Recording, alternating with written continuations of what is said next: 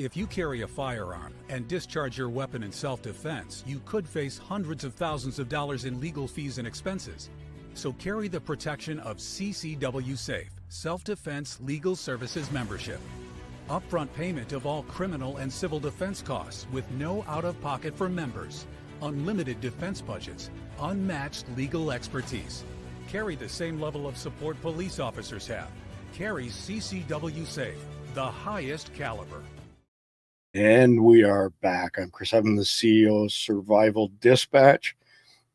Glad to have you with me this evening. Quick announcement.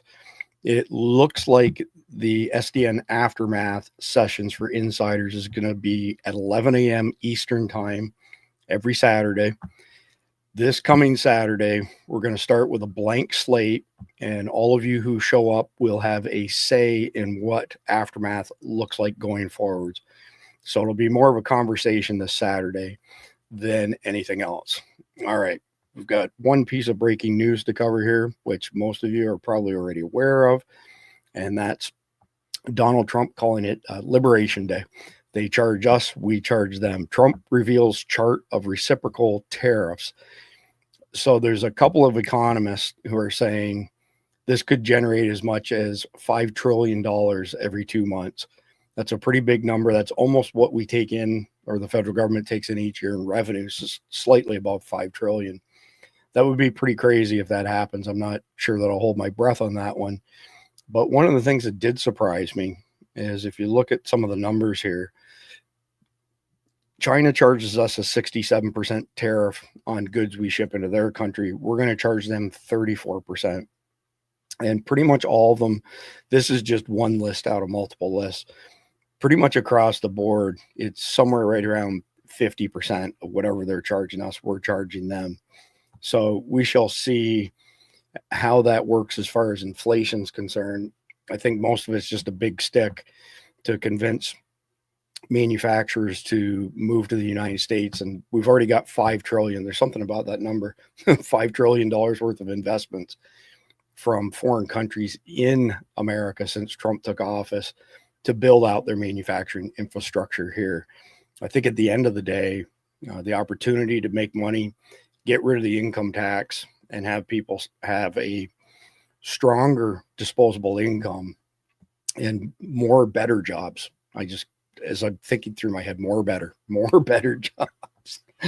Anyway, like I said, we shall see what comes out of that. All right, so let's get into the main topic of the night. So chapter 1, I've actually split 50-50 between Matthew Crooks and Ryan Routh. And this first one that I have up, this first page that I'm sharing here, post I should say, from the Vigilant Fox, who does a great job, by the way. We were told Lee Harvey Oswald acted alone. That was a lie. We were told Sirhan acted alone. That was a lie. We were told James Earl Ray acted alone. That was a lie. Now we're being told Thomas Matthew Crooks acted alone. Do you believe them? Here's why you shouldn't. The Trump assassination attempt reeks of foul play, and the world can smell it. Dr. Chris Martenson has recently presented rock-solid audio proof that there were at least 2 shooters targeting Trump and the crowd. This is no longer a fringe conspiracy theory because even CNN has acknowledged the presence of gunfire from 3 distinct weapons. 3 shots from Crooks, 1 from the counter sniper, and 5 from the mysterious weapon B. So if you go and you grab tonight's sit rep off of Patreon, patreon.com/survival dispatch, there's links to everything here. I'm not going to read through the rest of this, and the video is almost 10 minutes long. Of course, I'm not going to play a video that long, but what this essentially does is set the stage for the thought that this was just Crooks all by himself. There's a whole bunch of circumstantial and non-circumstantial evidence that says that is just not the case. You can also go to at Vigilant Fox on X if you don't want to go grab the sit rep for tonight and look up his work on this particular topic. All right, so next one. Trump shooter Thomas Crooks had encrypted messaging accounts in Belgium, Germany, New Zealand. So, and this came out a little over a month after He tried to kill Donald Trump. Why does this matter? Well, if we use foreign services, the ability for our law enforcement to subpoena that information, to get access to that information, goes way down. A lot of countries, they just flat out won't share with other countries, no matter who you are, how big you are. They just will not do it. They're essentially havens, for lack of a better term. So that begs the question, why did this young man have 2 phones that we know of? Some people say it's 3, but only 2 have been proven. And that he was using overseas messaging accounts, apps, to communicate with who? Who was he communicating with? There's a picture just taken over his shoulder just before he went on the roof and shot Donald Trump, where he's messaging with somebody. And the FBI has not revealed who that somebody was. It'd be very interesting to know who he was communicating with, essentially at the 11th hour. But what this shows right here, this particular headline, is the intent and the efforts on his part to try and keep his communications private with whoever he was communicating with. So there's all kinds of things that add up to suggest that he wasn't working alone. By the way, this is our former congressional rep here in Volusia Flagler in Florida, Michael Waltz. This guy, bad news. If you follow us regularly, you know that I'm not a big fan of him. I won't get deep into it, but suffice it to say, he's a hardcore rhino. There's no ifs, ands, or buts about it. Anyway, moving on from there, you'll find a lot of articles on this topic, and Ryan Routh as well. And you'll see on a regular basis, FBI declining to release the full findings. No kidding. Really? What a surprise. Who would have thunk it? All right. So moving on to the next one here. Oh, golly. You wouldn't believe. There we go. Sorry. My apologies. I was getting a error message from the New York Post from an ad blocker. Okay. So new image of would-be Trump assassin Thomas Matthew Crooks just before deadly shooting emerges. And I'm going to come back up to this video and play a little bit of it, but this is the picture that I was mentioning on the last page. So you can see over the corner of his shoulder, I think this one, I believe there's another picture actually where you can see the screen lit up, not well enough that you can determine who he's, communicating with, but it would be very, very interesting to know who that is. That information has not been released for whatever reason. So this video here on the New York Post is 6 minutes and 41 seconds long. I'm just going to play the first minute or so, just so everybody can get a little bit of context from it.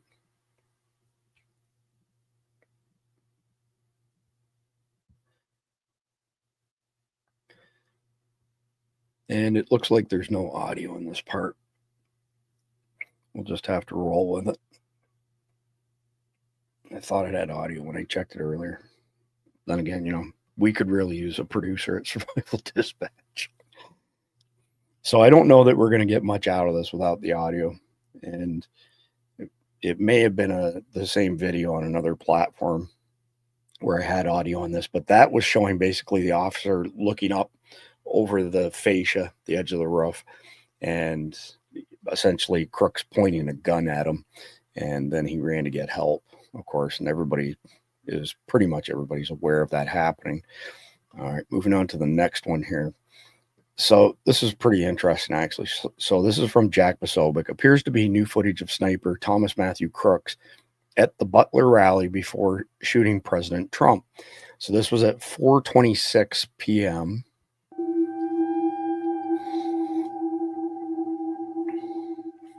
And this is Crooks here in the gray shirt. What's really interesting is that he has essentially a Demolition Ranch t-shirt on. And Matt from Demolition Ranch, after 18 years, just shut down his GunTuber account, his regular YouTube account. He's moving on to do other things. And he's been incredibly successful. One of the most successful GunTubers of all time. He's a veterinarian. He's got a family. And he wants to spend more time with his family. Pretty honorable stuff. But this shirt, if I zoom in on it, I don't think it's going to let me zoom in on it. It says Demolition. that's one of the shirts that Matt from Demolition Ranch sold for years.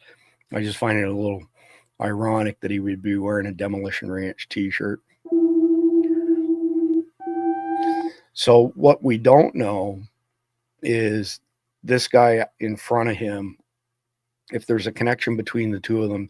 There are reports from the day of the shooting that these two were talking in a friendly manner before this video was shot, but that's unsubstantiated. And I think that's going to be one of my messages tonight, that there are all kinds of theories out there on both Crooks and Routh that are unsubstantiated. One of them is this rumor that he had 3 foreign bank accounts. That has not been proven at all. There's been zero evidence to that effect other than somebody asserting that, making a claim essentially. So as like anything else, when you have a limited amount of information, the conspiracy theories run wild, and you have to dig really deep to make sure you're getting good information. So next one up here, and you all probably remember this. Again, I'm just trying to paint a complete picture for you. Thomas Matthew Crooks was featured in a BlackRock ad in 2023. I don't believe in coincidences. So this is the commercial playing over here. That's Matthew Crooks sitting in the front.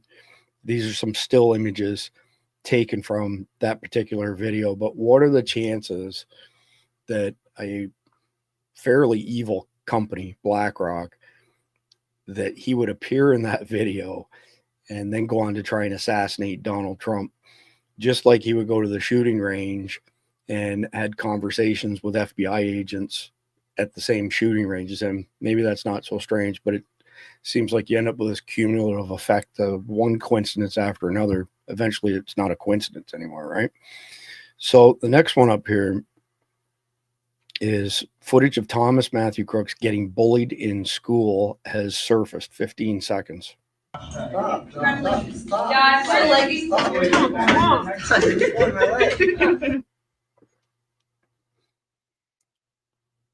Okay, so why did I put this in tonight's broadcast? I think it'd be pretty safe to say that Thomas Crooks was probably bullied on a fairly regular occasion.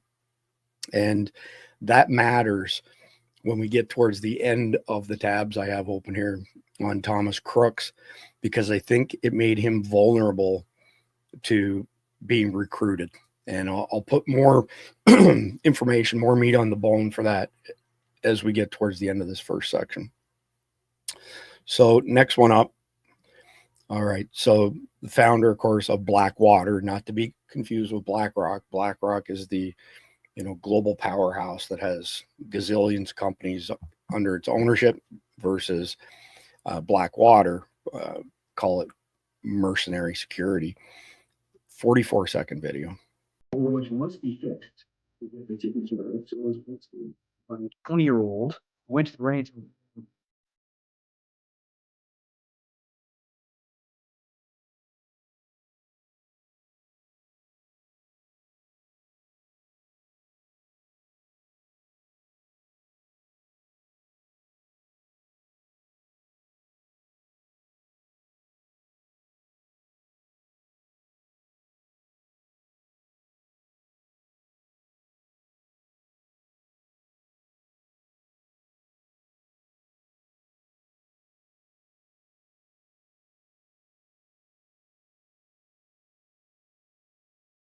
What must be fixed is if the Secret Service was bested by. All right. So the building in DC that he's referring to was occupied by the FBI at the time. I don't know if they're still occupying the same building, but they were at one particular point in time, which adds a little bit more credence to him not working alone, him not being a lone wolf all on his own. All right, moving on to the next one here. Got some information from Christopher Wray. So this is from Laura Loomer. While testifying in front of the Judiciary Committee about the attempted assassination of President Trump, FBI Director Wray said the FBI examined the shooter Thomas Matthew Crooks' laptop and discovered that on July 6th, he did a Google search for how far away was Oswald from Kennedy. 7 days later, Crooks opened fire on Donald Trump at his rally in Butler, Pennsylvania. 47-second video. one of the things that I can share here today that has not been shared yet is that we've just in the last couple of days found that from our review, to your point about devices, analysis of a laptop that the investigation ties to the shooter reveals that on July 6th, he did a Google search for, quote, how far away was Oswald from Kennedy? And so that's a search that obviously is significant in terms of his state of mind.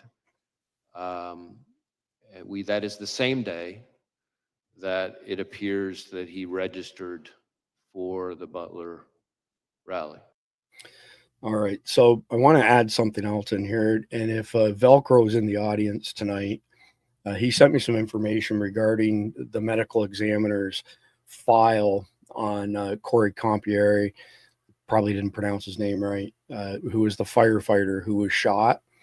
The information that Velcro sent me was that Corey was killed by multiple rounds. It wasn't 1 or 2 rounds. I want to say that the ME said it was six shots maybe, which adds more credence to there potentially being more than one shooter. If that's the case, we haven't seen what the caliber is. We don't know if it matches the bullets that were shot at Trump. I'm guessing they have that information, but they certainly haven't removed it. I'm not a big believer in Christopher Wray and the FBI in general. Hopefully, Kash Patel will do a better job of getting some information out. All right. So here's the next piece up. And again, one of the themes of both Crooks and Routh that I want to drive home is there's all kinds of opinions on X. There's all kinds of articles written that have all kinds of conjecture tied to them. So the media made a big deal out of Matthew Crooks being 20 years old and having no presence on any social media. And that's just not the case. Now, what's interesting, and Christopher Wray unveiled this when he spoke to Congress, Trump gunman Thomas Crooks likely had a Gab account that he used to support President Biden, Site's CEO says. So the gunman who tried to assassinate former President Donald Trump appears to have used the controversial alt-right favored social media platform Gab to spread messages in support of President Biden, according to the platform's founder. Gab CEO Andrew Torba said he learned Wednesday that Thomas Matthew Crooks may have had an account on our platform after getting an emergency disclosure request from a law enforcement agency. So here's the thing with Gab. Gab is what's called a distributed platform. So it means that your data doesn't reside in a data center on somebody's server where a warrant could be served. It's spread around multiple devices, multiple locations, including your own device, which can be one node of many storing information that has absolutely nothing to do with you, encrypted information. Makes it really hard to compromise that type of system and do forensics on information. Anything's doable, but it makes it pretty hard. So the point, though, that I'm trying to make here is that he did have social media accounts, most likely 99% he had social media accounts, but he must have had some knowledge from a computer security standpoint, network security standpoint, as to what was safe to use versus not safe to use. So if somebody was going to choose a social media platform that they wanted to communicate with others on, Gab would be a pretty good choice if you had any inclination whatsoever that your messages and accounts may be subpoenaed at some point in time. He did win an award when he graduated. It had something to do with his skills in mathematics. So I think he was a fairly intelligent young man, a geek, and probably picked on, as I said, but fairly intelligent. And it wouldn't take much for somebody to figure out that Gab would be a good way to communicate without your information becoming so readily available to others. All right, moving on to the next one. New York Post. Was would-be Trump assassin Thomas Crooks part of a larger conspiracy? So I've got a video here And I'm going to play a portion of it. I want to say it's about 6 minutes long, and it'll tell me in a second here. But I'm going to play a couple minutes of it just to get going. Was Thomas Crooks, the would-be assassin of Donald Trump, part of a larger criminal network? There were others in assisting Thomas. And does one private investigator's claim of an electronic device still pinging at his old high school have any merit or implications? Plus, those close to Crooks say public narratives about him are all lies. It still baffles me now. My findings in Western Pennsylvania almost 8 months later, right now. On July 13, 2024, a seemingly mild-mannered college kid almost altered the course of human history when he shot Donald Trump at a rally in Butler, Pennsylvania. But to friends, neighbors, former teachers, and investigators, why Thomas Crooks did what he did is just as much of a mystery now as it was back then. Videographer Matt McDermott and I spent a week in Butler, Pennsylvania and nearby Bethel Park in a sometimes wild journey to find out what really happened. After all these months, the trail is as cold as the ground that you see in front of me. The motive remains unknown. Why? What we found shocked us. Even though Thomas Crooks killed one rally-goer, Corey Comparator, and seriously injured two others while grazing Trump's right ear, there's a lot of sympathy for him in his hometown of Bethel Park. Several people told us they don't think Crooks acted alone and that he might have been a patsy.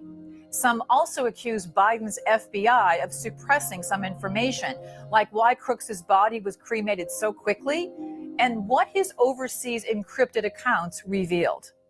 Private investigator Doug Hagmans had a team of 7 working on this mystery after being hired by a secret client shortly after the event. He says his team used a technique called geofencing. Hagman told me they located 8 or 9 devices, probably cell phones, that belonged to other people, but were pinpointed to being with Crooks at his home, at his old high school, at his gun club, and even at the rally. Hagman said he doesn't believe Crooks acted alone and that he was part of a criminal network that's still out there and still wants to kill President Trump. Yeah, I'm going to say that I think there's sufficient evidence to support the conclusion that there were others in assisting Thomas Matthew Crooks based on the presence of electronic devices at his home as well as at the Butler Fairgrounds. But to all his neighbors, Thomas Crooks seemed like a regular teenager. I mean, he seemed like a normal kid. He seemed nice enough. He'd wave and smile, every day he'd be out walking around. So it's not like he was like a shut-in or anything like that, Seemed like a very normal teenager. Everyone we spoke. So I think some of the stuff that's already been discussed in this video is not accurate. So that neighbor's recollection that he was just a normal kid has been refuted multiple times by his peers that he was not a normal kid. He was, a geek who got picked on frequently, but there are also multiple accounts from people who went to school with him, including teachers who worked in the high school that he went to, saying that he had a frequent, very significant distaste for politicians, especially Donald Trump and people who supported Donald Trump. And there's a multitude of evidence out there to that effect. You can see where his classmates are being interviewed and they say, yeah, he was kind of crazy. He'd go off on these tangents, on these political rants, and how much he hated political people, politicians, so on and so forth. So this is just another example of keeping some additional information in mind when trying to determine the context and accuracy of a video like this. And play a little bit more of this one. To push back on the narrative at the time that painted Crooks as a Columbine-type loner who wore camo to school, was bullied, and even supposedly threatened to shoot up his school once. They told us that was all false. Crooks. So this is the neighbors telling her this was all false, but the kids that he went to school with paint a very different picture. And of course, you saw the video earlier where they were picking on him.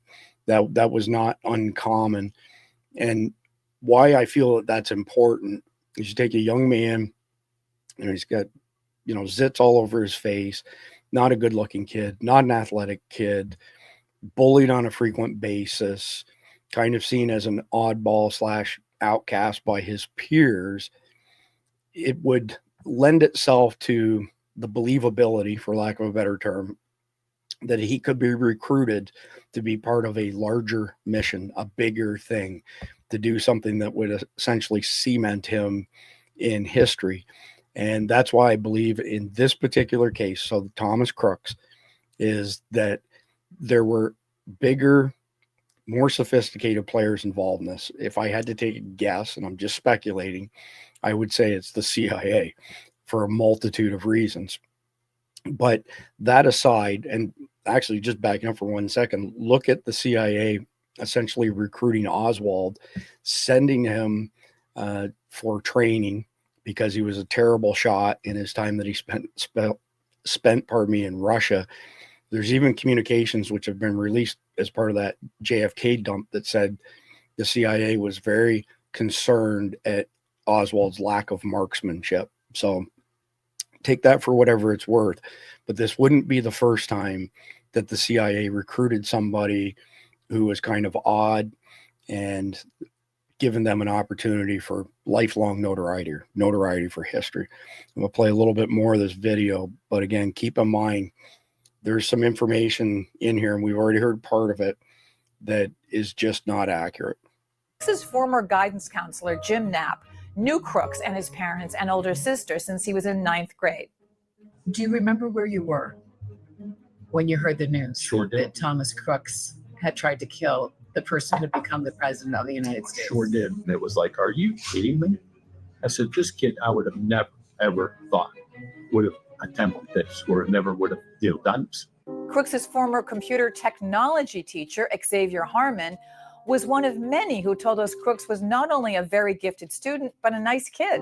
Harmon said he called Crooks, quote, his little buddy. I didn't believe it. I know the individual I taught, and this individual, this picture there, presenting of somebody who was a total 180 of who he was in my classroom. His Bethel Park high school friend said you can never really know anyone, but still said he was shocked at learning what his old economics classmate did. This kid that I played football with, sent me a message. He was like, do you know Matthew Crooks? And I was like, no. And he was like, oh wait, Thomas Matthew Crooks, you graduated with him, right? I was like, yeah, what about him? And he was like, that's who tried to assassinate Trump. I was like, get the heck out of here, dude. It still baffles me now. He went to the gun range 43 times in the year prior to shooting Donald Trump. 43 times to the Clairton range. Did he ever talk about that kind of hobby before shooting? No, I would have never taken Tom for a gun person, to be honest. He seems more of the hang out and play video games type of person. But those were the people who spoke to us. Many did not. Thomas's parents still live in the very small ranch home in Bethel Park, but have never given interviews. I'm standing right in front of the Crooks home where Thomas Crooks grew up. His parents, Matthew and Mary, are inside now. They were inside yesterday. Apparently, they never come out of their house except at 3 a.m. to go get the groceries. This, according to a number of neighbors. Crooks's older sister, Katie, lives in an apartment complex nearby, but good luck getting to her. Behind me is the apartment building where Katie Crooks, Thomas Crooks' only sibling, lives. She's about 23 years old. She works as a janitor nearby. And when we went to see if we could talk to her, we were met by two men in her apartment building complex that came to the door and told us in no uncertain terms that we had to go. They were polite, but they said, and I quote, "This story is dead, and you need to know that." We also visited the gun club where Crooks practiced an astonishing 43 times between August 2023 and the Trump rally in July 2024. We are right now rolling up to the Clairton gun range. This is a gun club and a shooting range about half an hour from Thomas Crooks' house. And he went once in May, 2 months before the attempted assassination of President Trump. And the day after, oddly enough, there were officers, agents from the Department of Homeland Security that were here shooting as well. Louisiana Congressman Clay Higgins told us, however, that he's pretty sure Crooks acted alone. He invested. So I want to stop there because Clay Higgins claims to have done a ton of research. Maybe he did. Can't say one way or the other. But his conclusion was that Crooks acted alone and lost his mind due to him potentially being on some sort of mood-enhancing drug, anti-anxiety drug, whatever the case may be. But there's no record of any of these drugs. But there is a kind of weird wrinkle to this. His father was supposedly a mental health expert. Hey, Velcro, I see you're in the audience now. Do me a favor and throw the number in there on how many rounds the medical examiner found in Corey's body. It certainly wasn't one or two. I just don't remember the exact number. And Velcro was the one who dug up the information on that. And I see he's active over here in Rumble right now. Anyway, I'm going to play out the balance of this video and then we'll move on. Investigated the incident for months as part of a bipartisan congressional committee, but he admitted to me that he still has motive. Higgins hopes the new FBI director, Kash Patel, will help him find out more about Crooks in the coming months. But the people we spoke to said they don't believe the mystery of why Thomas Crooks did what he did will ever be solved. Why did he do it? I said why, and I really to this day believe it. Even, from time he left high school to 2 years later, something happened to that young man during that time frame. And I'm a firm believer, and as we talked earlier about my current job in the religion, I believe evil is in the world. The devil has hit the world. It has always been in the world. But I think the devil really inflicted him, caused him to snap, and that's why he did it. His teacher, Xavier Harmon, wants to remember his old student, not the scary young man he read about in the media after the shooting. I just want everybody to understand who Thomas really was and the individual that I knew. The monster that's being created isn't the individual that sat there for 2 years in my classroom. So I'm going to focus in my heart and my mind to always remember that young man.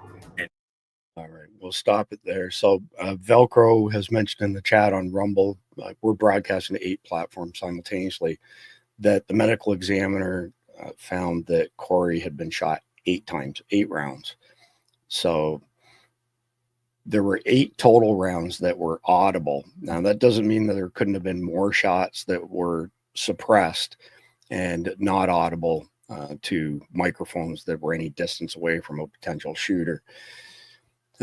But 8 rounds is the official number, and 8 of them in Corey, which doesn't make sense because you had 2 other people sitting in the vicinity or hit as well, unless a bullet went through him or a bullet went through somebody else and then hit him as well.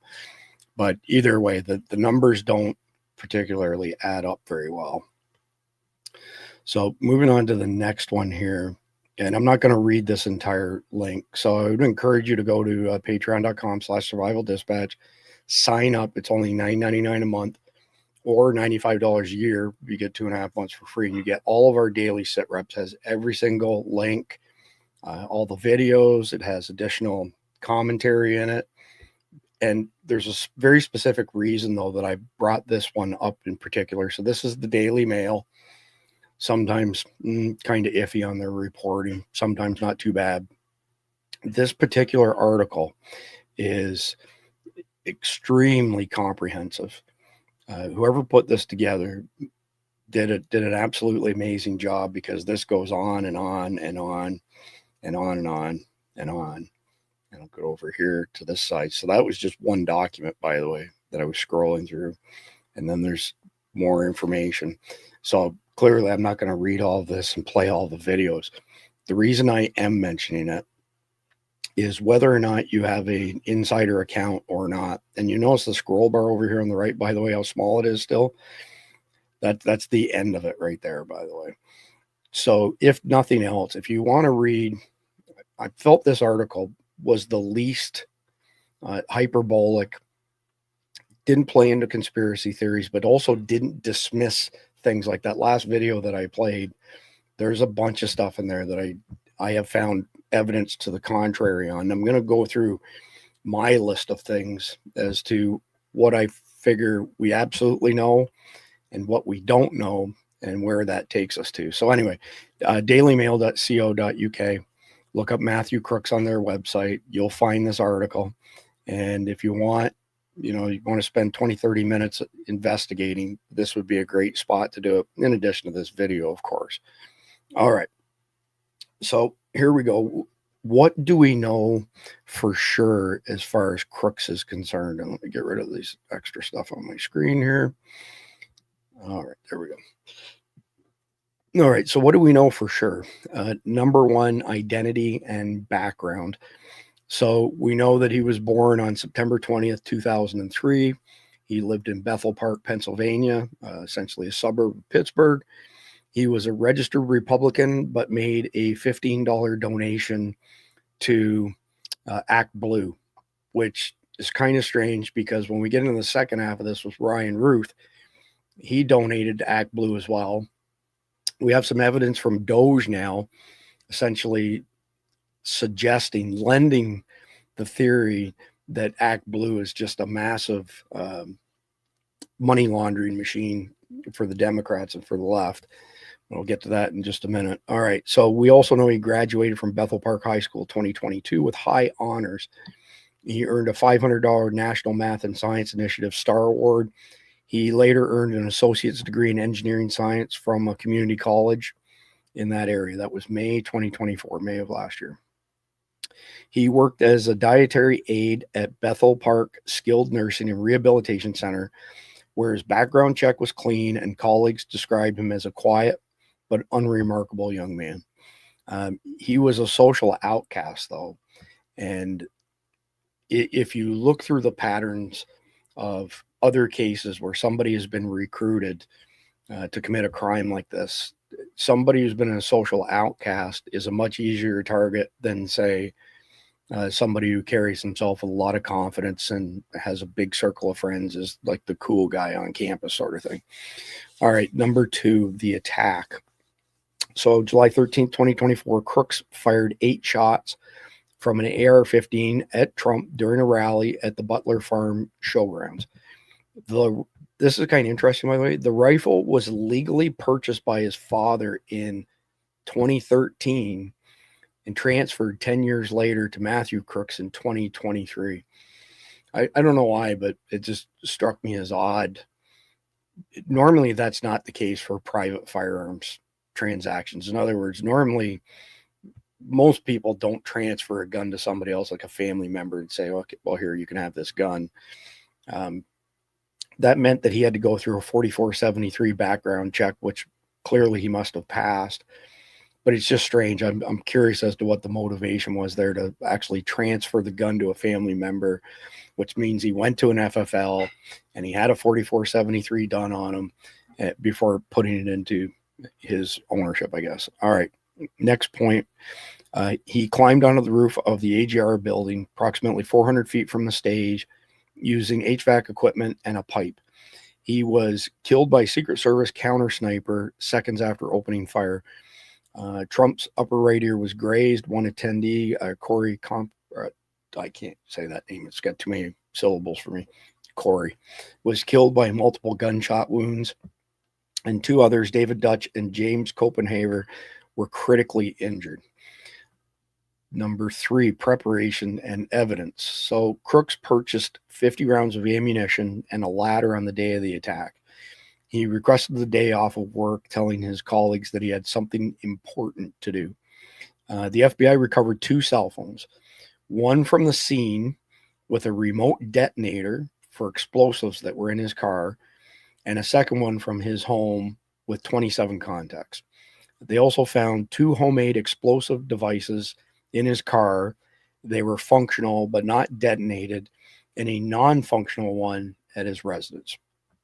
And bullet 3 to point number 3, his online searches included Trump, Biden, other public figures, Republican and Democratic national conventions, major depressive disorder, and there's nothing on record of him being diagnosed like this. So I just want to interject into my notes here to say that his father, being a mental health professional, I have a suspicion that he told Matthew Crooks, you have this major depressive disorder. And then Matthew Crooks went searching on it because there's no record, no medical record has been mentioned to have that information.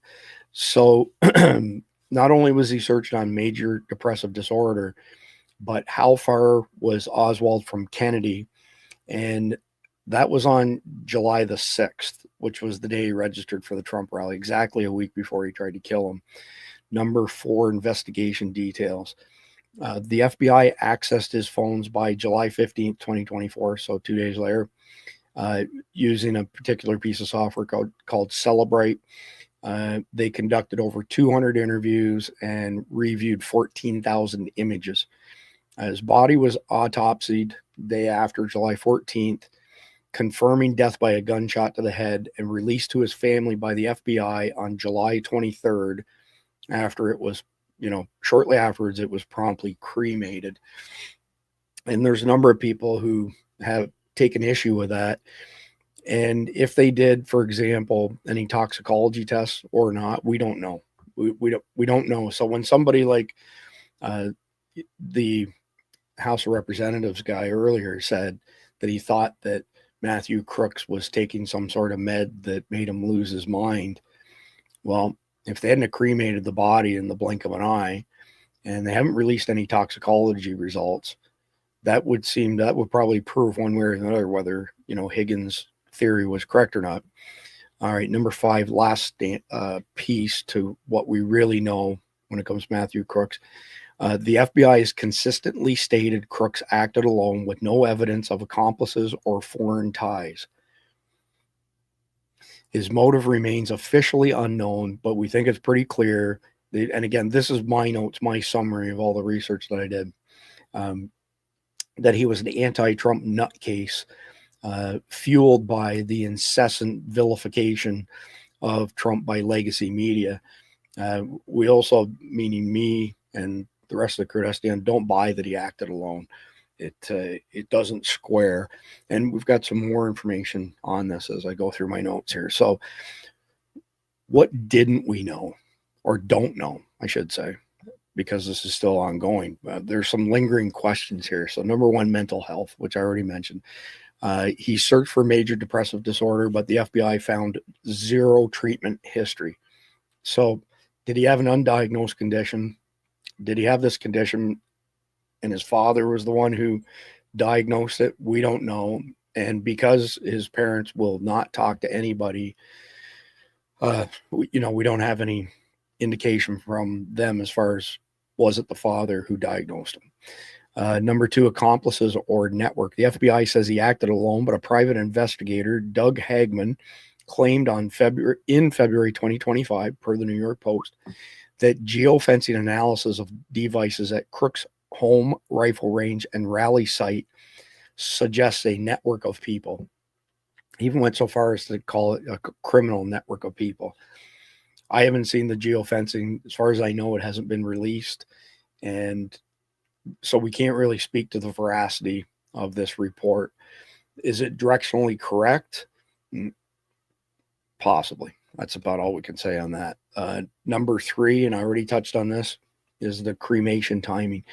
The body's release and cremation 10 days after the shooting frustrated investigators, including, Rep. Clay Higgins, who wanted further examination. Why didn't the FBI retain it longer, given the case's magnitude? Was it family preference, or was there more to it? This is kind of like throwing Osama bin Laden off the boat in the middle of the ocean. You just have to ask yourself why, and what was hidden as a result of that. I don't buy the official story on Osama bin Laden, that they threw him over the side of the boat because that was a respectful way to dispose of a Muslim or something like that, is what Obama said. All right, number 4, security lapses. Local police flagged Crooks as suspicious 90 minutes before the shooting, with a rangefinder, no less. And yet he managed to reach the roof an hour and a half later. That blows me away. Why would somebody be at a Trump rally with a rangefinder? I mean, it doesn't square. Text messages show police awareness, but communication breakdowns with the Secret Service allowed the attack. How did these failures align so perfectly? That's a rhetorical question on my part in the notes here. And again, if you go to Patreon, you grab our sit rep, all of my notes are in there. All the stuff that I'm, speaking on right now is included in tonight's sit rep. It just seems very coincidental that all of these things just unfolded perfectly. Number 5, explosives intent. The bombs in his car were functional but not used. Were they a backup plan, a distraction, unrelated to the rally? We have no idea what the purpose of those explosives is or was. And if the FBI has that information or another agency, they have not disclosed it. Number 6, social media and digital footprint. So a social media account from 2019 to 2020 with over 700 comments showed anti-Semitic and violent themes per FBI Director Paul Abate. So this is in reference to the Gab account that I touched on earlier. And they didn't say 100% for sure that they concluded it was him, but it sounds like they believe it was him for a number of different reasons. Could be them just not wanting to put their name on something in fear of, repercussions, fallout, whatever the case may be. Suffice it to say that if we look at some of the negative things that I've touched on so far, being an outcast, being very opinionated with his peers when it came to politics, and he's essentially like the poster child of that kid who lives in his parents' basement and plays Dungeons and Dragons 24/7, 365. All right, number 7, and this is wrapping up things that we really don't have great clarity on. DC connection. The Heritage Foundation's oversight project claimed a device tied to Crooks's address visited Washington, D.C., and it says near FBI offices. That's the exact quote that I found. But then I found another article that said it wasn't just near FBI offices. It was a building rented by the FBI at that particular point in time. So some other notes of interest here. So I went to all of our AI stuff that we subscribe to and got some really disparate information on the next aspect, which we've mentioned before. I mentioned it within 10 minutes of the assassination attempt of my wife. July 13th, 2024, Butler, PA was the first Trump event broadcast live on legacy media in years. And that seems awfully coincidental again. So here's the thing. ChatGPT said that the only evidence that it could find of the legacy media broadcasting a Trump rally was in 2016. Didn't even give me an exact date. When I went and did it on Grok, which is Elon's AI, it said that November 20th, 2020 was the last time legacy media broadcast one of his rallies live. So whether it was 4 years or 8 years doesn't really matter. What really matters is that the mainstream media, the legacy media, big tech had all decided that they were going to scrub Donald Trump from people's, thoughts by not broadcasting his rallies and not giving him coverage on anything positive, which continues through this day. And there's only one possible explanation for this. I'm speculating, but there's only one possible explanation. They wanted us to see Donald Trump being assassinated live on TV. If anybody else has a theory on why legacy media would all of a sudden decide to broadcast a live Trump rally, I'm all ears. I would love to hear what that reason may be. There are some unconfirmed reports. I mentioned that he had foreign bank accounts, not verified. So point there is that if you come across something online that speculates on him having these foreign bank accounts, if there's proof, if they have legit proof, I really appreciate you sending it to us at support@survivaldispatch.com. But it doesn't look like that's the truth of the matter. Another detail of note, which is what I have in this section, Crooks' other details of notes, this section's name, the BlackRock ad in 2023. I'm having a really hard time, thinking that was just a fluke. And the next one, of course, which I already mentioned, but I'm going to mention again, was he donated to Act Blue. And Act Blue is as crooked as a dog's hind leg. And here's the thing, Ryan Routh donated to Act Blue as well, many more times and much more money. So what's the bottom line on Matthew Crooks at this particular point in time? So we know his identity. We know the actions he took. We know some of the preparations that he undertook. Some of that comes from the occasional / plausible FBI statements, because not everything the FBI has said has been plausible. Autopsy results and physical evidence. His motive, mental state, potential accomplices, full scope of all of these security failures is still unknown to us. We have some information, but we don't have a clear picture. The rapid cremation, unverified claims, they just add to the speculation, right? And official investigations haven't shifted from the lone actor conclusion at all. So at this point in time, without new disclosures, these gaps are going to persist, and it's going to leave room for legitimate questions and unfounded theories and everything in between. So our official, call it speculation, just so nobody sues me, is that Matthew Crooks most likely didn't act alone. He was probably recruited by the CIA or another intel agency, but probably the CIA. And he probably felt that assassinating Trump would cement his legacy, instead of being, the geeky, unrespected kid who was frequently bullied by others. That's a really important aspect that I think has been underplayed in this, that he was, for all intents and purposes, a social outcast amongst his peers. All right, so moving on from there, we get into Ryan Routh. So I've got a couple posts here that kind of bridge us from Crooks over to Routh, and the first one's from James O'Keefe here. All right, so both individuals involved in Trump assassination attempts identified as Act Blue donors.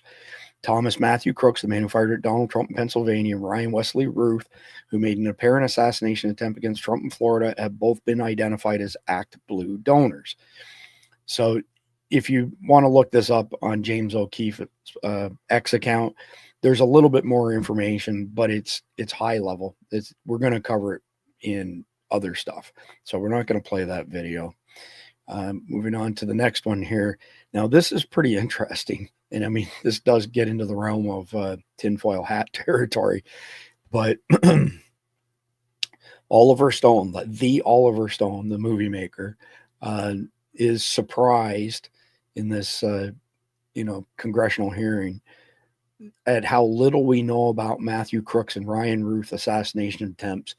And he even states there are similarities with the JFK assassination. 45-second video. This question is more based on the future, or I should say the present day. After 2 assassination attempts of President Trump within the last year, and the little that we now know about Thomas Crooks and Ryan Routh, do any of you guys on the panel believe that we're seeing history repeat itself? No. Mr. Stone?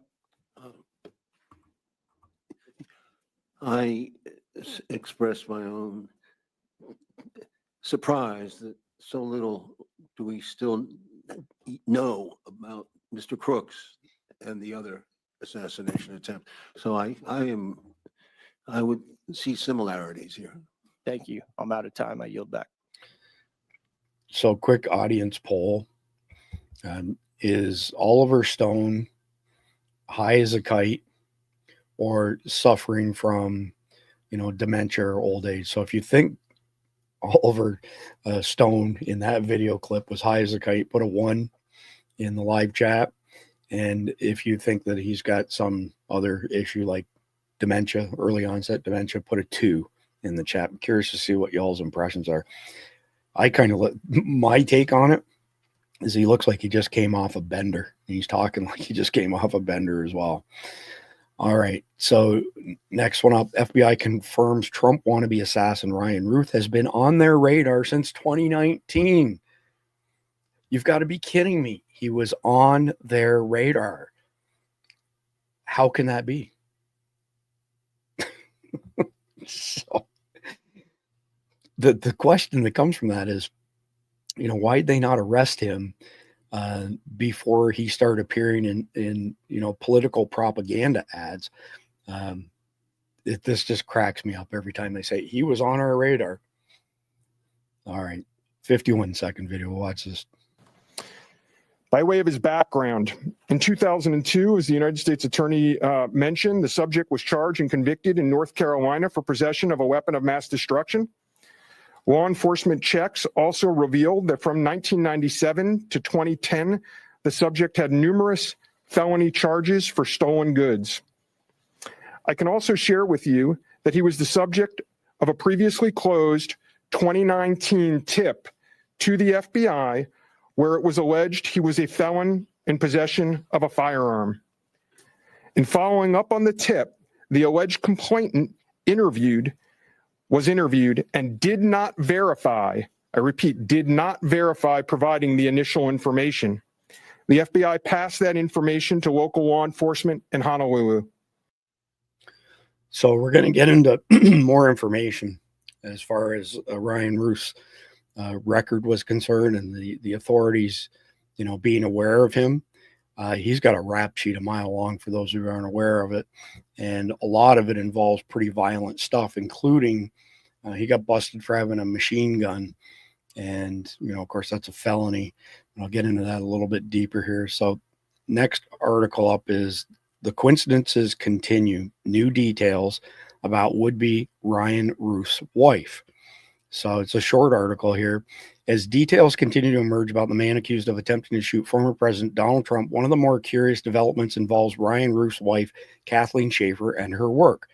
During questioning yesterday by Representative Matt Gaetz, Homeland Security Investigations Executive Associate Director Chief Katrina Berger admitted that Routh had been flagged as suspicious by Customs and Border Patrol last year when he returned to the U.S.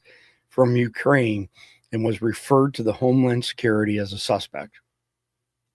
So just process that for a second. So the FBI has admitted that he was on their radar.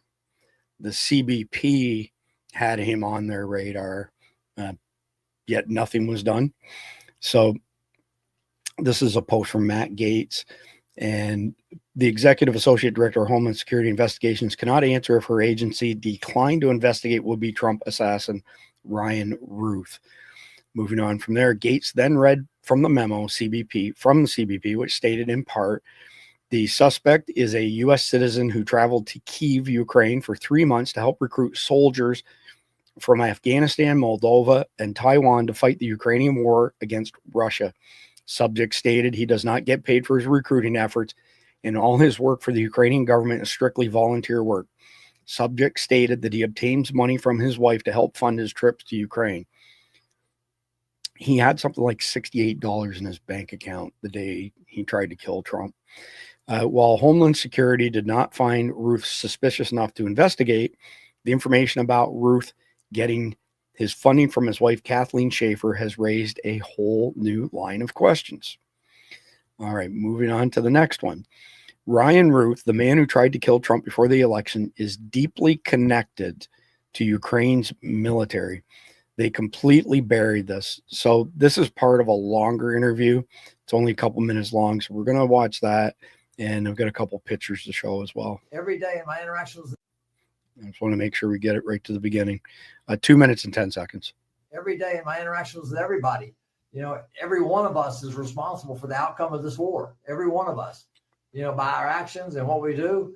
And, when I call back home and say, hey, I need $5 so I can, put enough money together to get a vest for a Ukrainian, and I get no response, I'm like, I'm not sure that the world is as wonderful as I once thought it was. I had thought that everyone would respond, very generously and unselfishly, and you don't have to come. But, if I ask for $5 to buy a vest to save a Ukrainian life, it seems like that would be a no-brainer. But I increasingly get more disappointed in humanity, and I'm beginning to question whether or not we're going to end up on the right side of this equation. So you are working with the International Legion. Yes. and you are trying to convince people to help, to donate, and to join. Yeah. My final question is, what would you say to the people in order to convince them to join the International Legion, or to donate for it, or to be involved in the humanitarian aid to Ukraine? Right. It's just extremely important, the whole thing. As far as joining the military, yes, if you have some military experience or know people with military experience, encouraging them to come and fight. We have units all over the place. So, there were some leadership issues initially, but we've got so many units available to us: Georgian, Crimean, Ukrainian, territorial defense, Foreign Legion. We have, so many paramilitary groups. I put a 74-year-old Japanese guy in a unit. So, we have girls in units. So we have two girls that are in the unit up the street. So any gender, any age, any skill level to no skill level. But yeah, if you want to fight, come here and see me. And so he uses the word "we" pretty frequently there, and we will explore that a little bit further. I do want to address Point Blank's comment that his gaydar is going off. Coincidentally, shortly after he tried to kill Trump, his son was arrested with a massive number of child pornography images on his computer. So, the old saying, the apple doesn't fall far from the tree. All right, moving on to the next one. Ryan Wesley Routh, Democrat voter, Ukraine supporter, Trump hater, donates money to Act Blue, arrested in 2022 for possessing a weapon of mass destruction, a fully automatic machine gun. Your typical deranged liberal Democrat who's declared war on Trump, us, and our country. Pull the image up in just a second.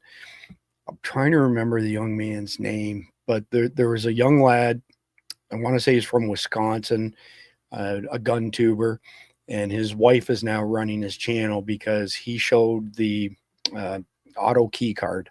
So it was a metal card that had tracings around it where you could cut it out, turn it into an auto sear, drop it in an AR-15, boom, you got automatic weapon. They threw the book at him, and he's actually in prison just north of us here in Jacksonville. For the life of me, I can't remember his name, Matt something. He's a kind of a different guy, but he was funny. He was all right. So he's still in jail when he didn't sell anything. Not only that, he actually called the ATF and said, hey, can I put this picture of this auto key card on my channel, or is it going to be a problem? They said, yeah, go ahead. If you're not manufacturing or selling anything to convert a gun into a full auto, it's not against the law. Then when he got to court, the court declined to allow that evidence to be brought into the trial. And if it had have been, he would have, probably been found not guilty. But anyway, he's sitting in jail now, rotting over showing a card. And yet Routh gets caught with an automatic weapon, fully functional automatic weapon, and didn't go to jail for any period of time. That just is really, really fishy.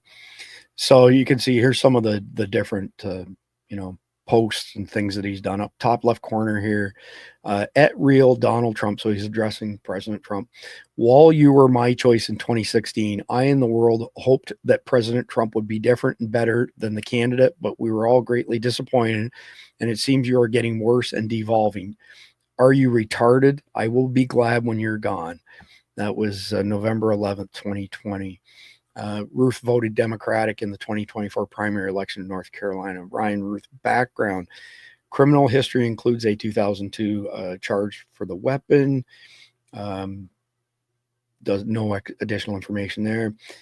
His account on X, formerly known as Twitter, has now been suspended and included a number of posts on Trump.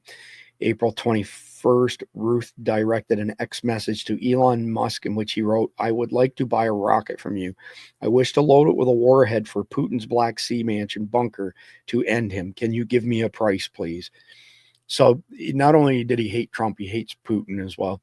I think that's pretty much it for this infographic. Other than in the middle here, alleged would-be Trump assassin. Well, attempted Trump assassin. Ryan Routh donated exclusively to Democrats since 2019. All right, moving on to the next one.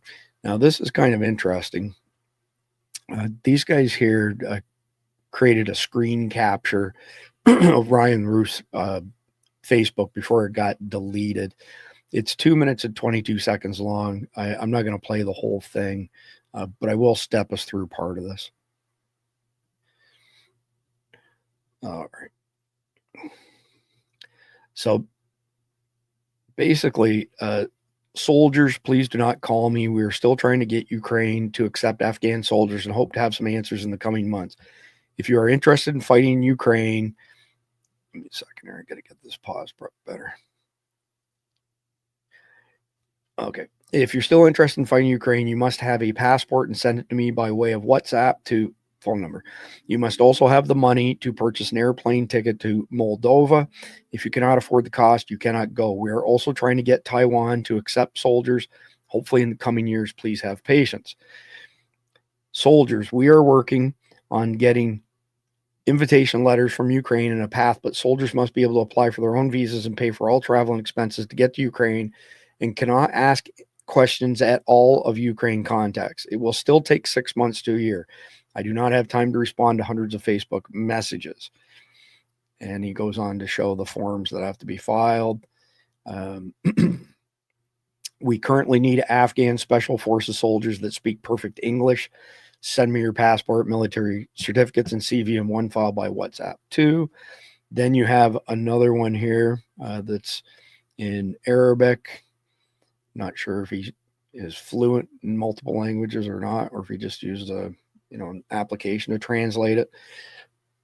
Suffice it to say, this entire screen capture, when you look at it, is almost exclusively focused on recruiting people to go to Ukraine and fight the Russians on their behalf. There's a little bit of other stuff in here. Like he had a business in Hawaii with his son where they built sheds basically.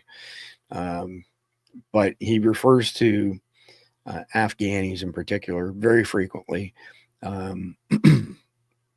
Lots of stuff on how much he supports Ukraine, hates Trump, and hates Putin. All right, moving on to the next one. Ryan Routh has been openly recruiting militants for Ukraine's Foreign Legion on his social media. Are we supposed to believe he wasn't on the radar of U.S. Secret Services? Well, we know he was on the FBI radar. We know he was on the CBP's radar. Why wouldn't he be on the Secret Services radar as well?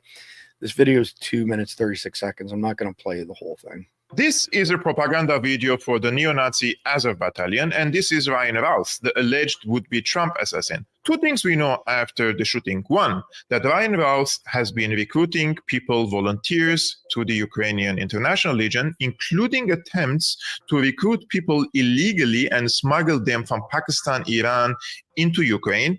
And in this context, I just want to mention that this week we received reports that the Ukrainian intelligence assets were sent to Syria, to the Al-Qaeda-held Idlib, in order to recruit from Al-Nusra Front, the terrorist organization and the offshoot of Al-Qaeda in Syria. And we know that in the past 14 years, the CIA, the MI6, and other intelligence agencies have made sure that this organization stays strong and fights against the Syrian government.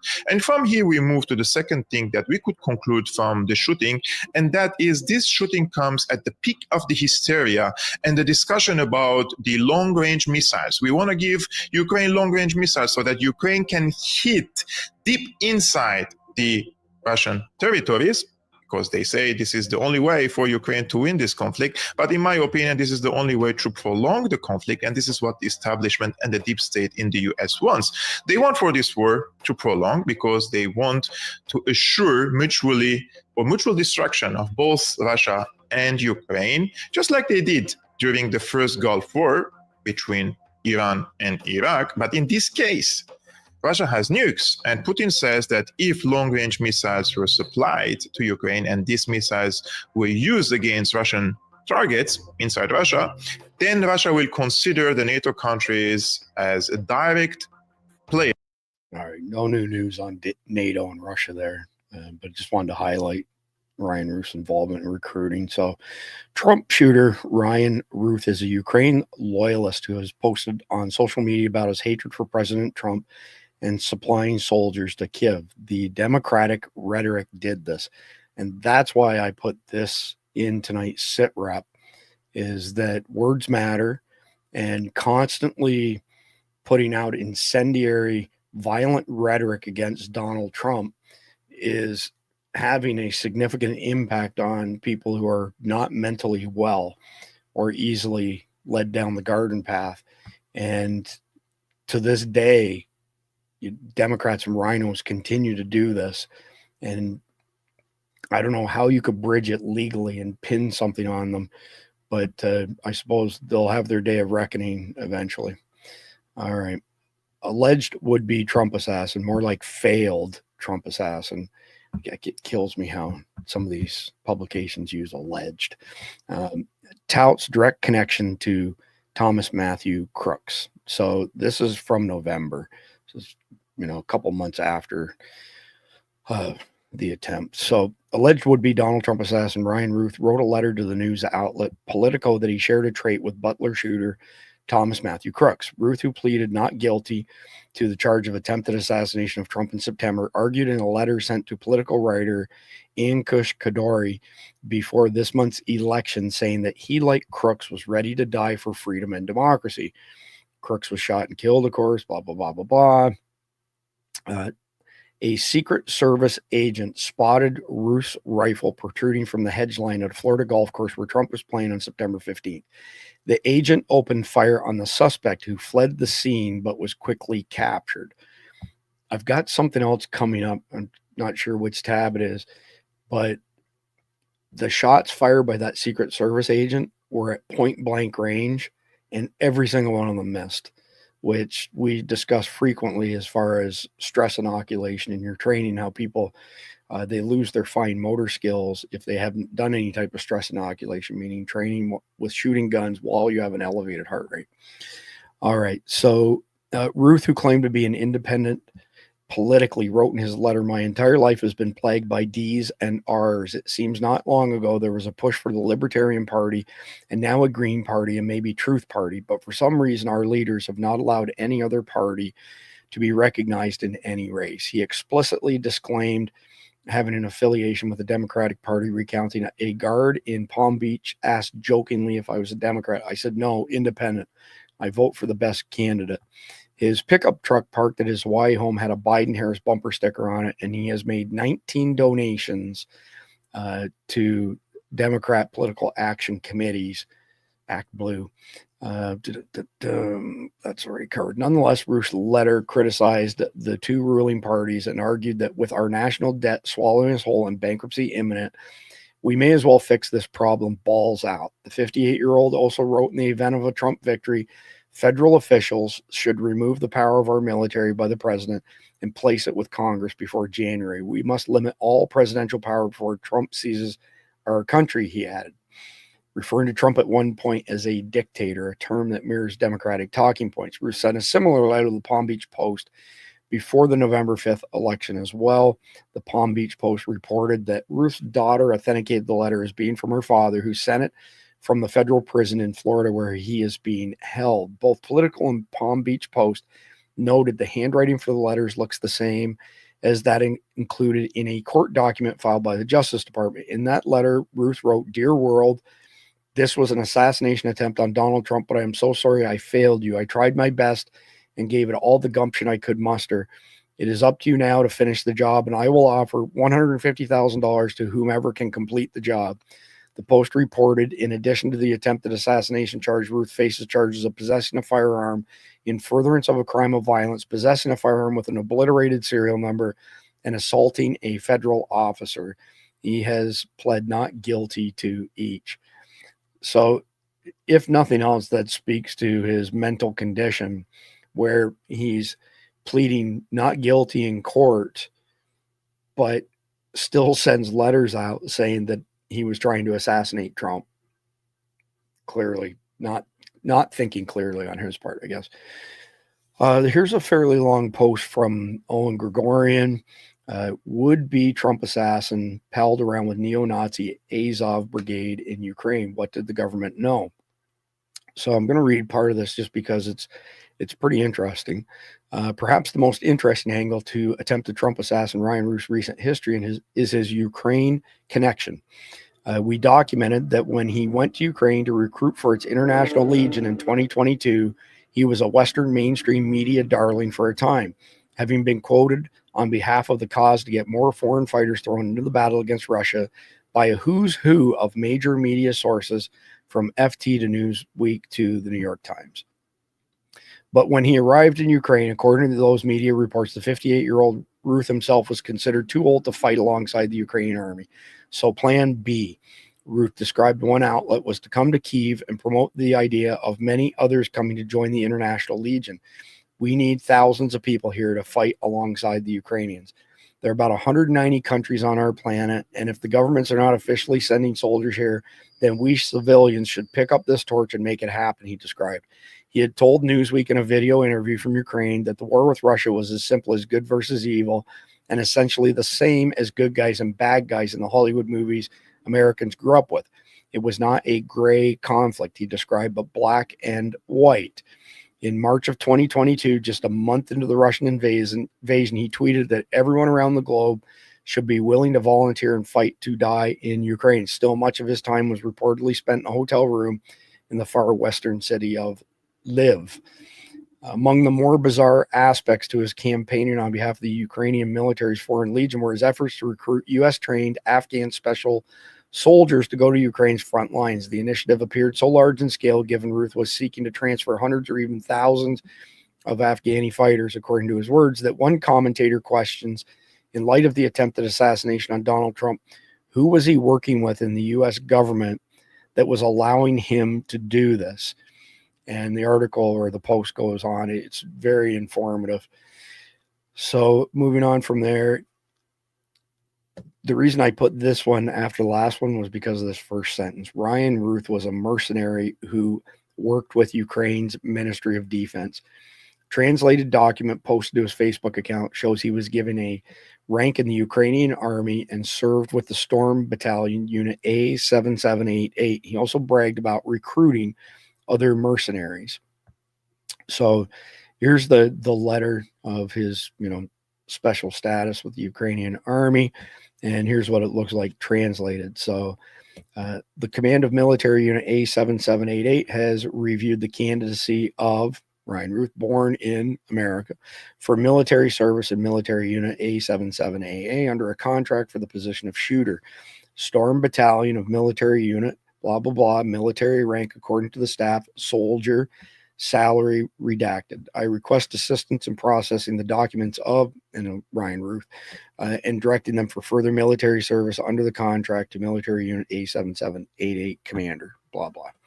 So he was deeply entwined with the Ukrainian military, as well as trying to recruit people to go to the Ukraine and fight. It's well established by now. All right, next one up. From the Vigilant Fox report, new court filings reveal that Trump's would-be assassin had 4,000 terabytes of data capacity in his possession. That's the equivalent of 16,000 iPhones.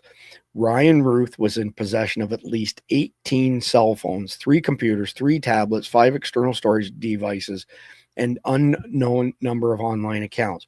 Why does one person supposedly acting alone need all of this? Now, there's a community note added to this that Ryan Routh had 2 terabytes worth of data across devices, not 4,000. That's a big difference, but still 2 terabytes. That's a ton of data. So this is a 2-minute, 16-second video from Jesse Waters. We'll listen to most of it. Let me just back it up. Here we go. The Trump Assassination Task Force just released their final report on the attempts made against the president-elect's life.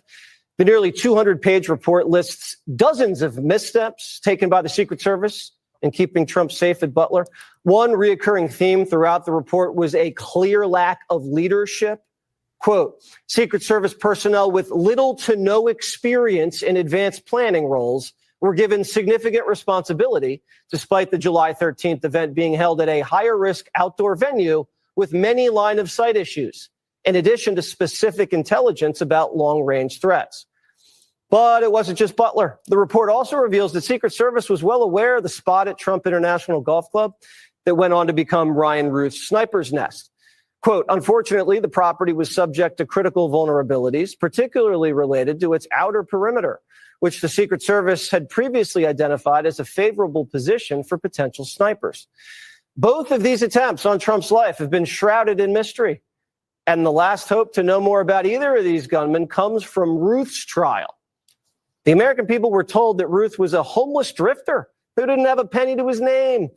But court filings reveal the overwhelming amount of technical electronic devices he had at his disposal. You ready? At least 18 cell phones, 3 computers, 3 tablets, 5 external storage drives, and an unknown number of online accounts. Routh had a 4,000 terabyte capacity of data in his possession. That's the equivalent of 16,000 iPhones. Just 1 terabyte could hold enough text files to fill 12 floors of an academic library with books. And now both the DOJ and Routh's team keep asking for trial dates to be delayed. And they'll be in court tomorrow morning to work out a timeline.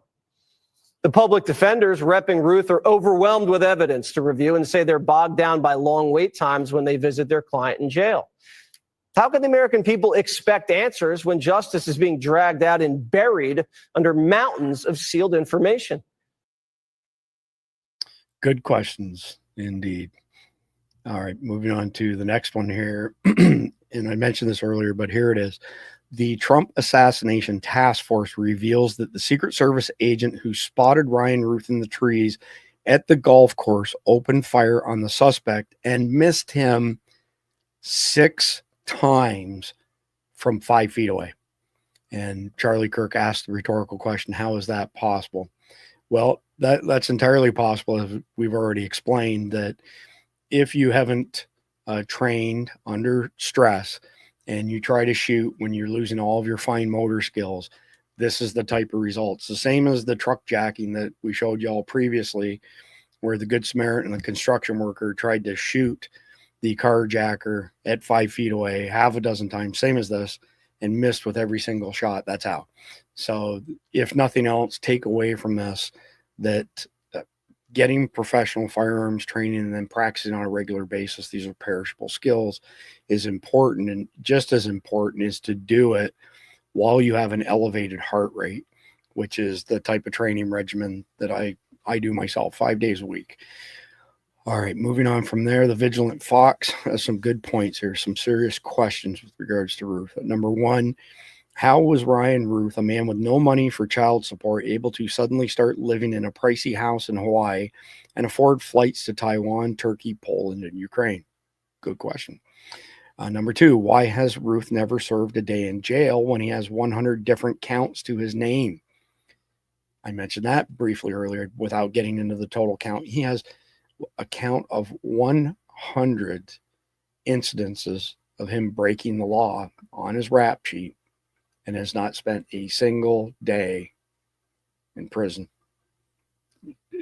How do you square that? Number 3, why was Ruth's fiance, who lost her job at Victoria's Secret, okay with him flying to Ukraine for months at a time? Number 4, how was he able to feed himself in Ukraine when he only had $68 in his bank account? And number 5, and everywhere he goes, he gets press from the local papers to the New York Times, Newsweek. The whole thing stinks, and it suggests that someone other than Ruth's fiance was supporting him. And that's a pretty logical conclusion. And I think we're going to see what comes out of this is that a number of people were involved in this. And I don't want to speak to my conclusions until we get there soon. All right. North Carolina neighbor of would-be Trump assassin Ryan Wesley Routh says people were afraid of him. Longtime neighbor of alleged Donald Trump gunman Ryan Wesley Routh in North Carolina has admitted Routh was a little cuckoo and a lot of people were afraid of him. I knew he was a little cuckoo, the anonymous neighbor who claimed to have known Routh for nearly 2 decades when he lived in Greensboro, adding, he's going to be going away for a long time. The woman, however, was still stunned that the devoted Democrat would target former President Trump. And these are just some sketches. I mean, trying to shoot Trump, that's a lot. I would have never guessed, and I would have swore up and down, no, that's not him, Routh's dumbfounded former neighbor said. I just can't believe it. I mean, if I didn't see it with my own eyes, I mean, the pictures and stuff and all, I wouldn't be able to believe that. She claimed to have seen Routh with a lot of guns and that his behavior instilled fear in others around the neighborhood when he was living in the Tar Heel state. I've seen the guns myself and all, and yeah, they had a lot of guns and stuff over there. And yeah, a lot of people were afraid of him back in the day, she told the outlet. Just cover these quick bullets since we're on this page. So here's what we know about the assassination attempt on Trump in Florida. Former President Donald Trump survived an assassination attempt at Trump's International Golf Club, West Palm Beach, September 15, 2024. Trump sent out a statement to supporters soon after the report that he was safe and well. The suspect, identified as Ryan Routh, 58, of Hawaii, was able to get within 300 to 500 yards of Trump at a chain-link fence on the edge of the course where he had an AK-47, was an SKS, and a GoPro camera set up apparently to record the planned shooting, which, by the way, you may recall that the scope that he had on the SKS was held in place with bands. It wasn't mounted. It was bands. Anyway, Routh has a history of supporting progressive causes online, made 19 donations to Democratic candidates since 2019. A Secret Service agent spotted open fire on him. According to the Palm Beach County Sheriff Rick Bradshaw, Trump's security detail was lighter because he isn't a sitting president, despite the previous attempt on his life in July. No kidding. All right, next article up from Carolina roofer to Ukraine activist, would-be Trump assassin Ryan Routh gave many interviews with the mainstream media. So this is another one, kind of like the one on Crooks that I mentioned previously, where this is a pretty long, exhaustive article done by Zero Hedge.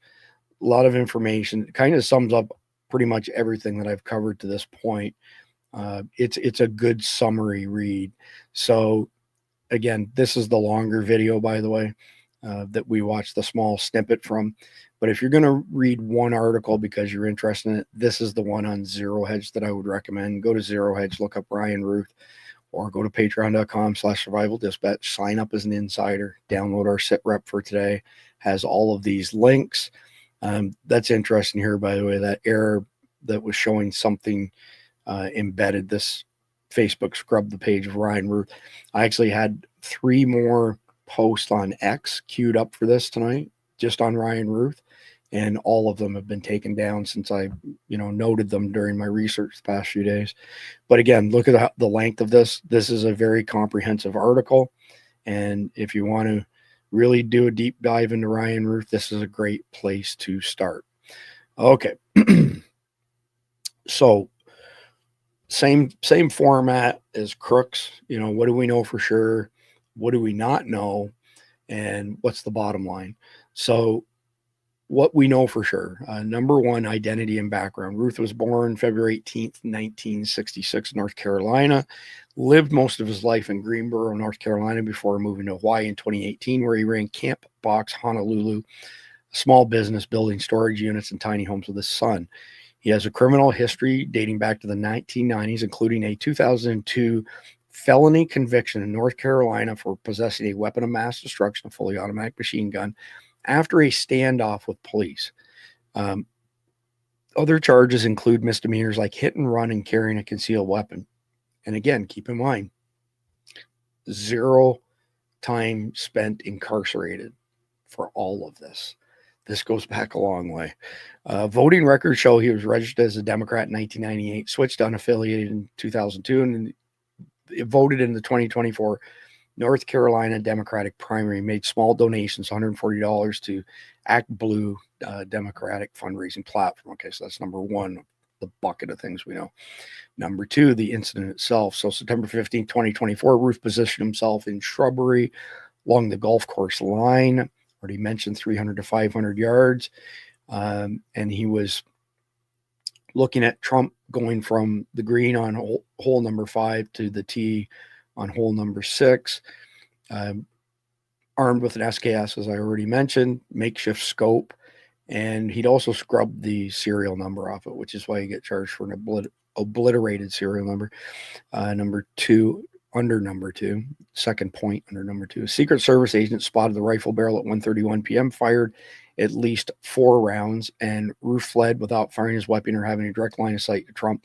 Some conflicting information. Was it 4, 5, or 6 shots? You'll find reports of all of them. So I went with 4.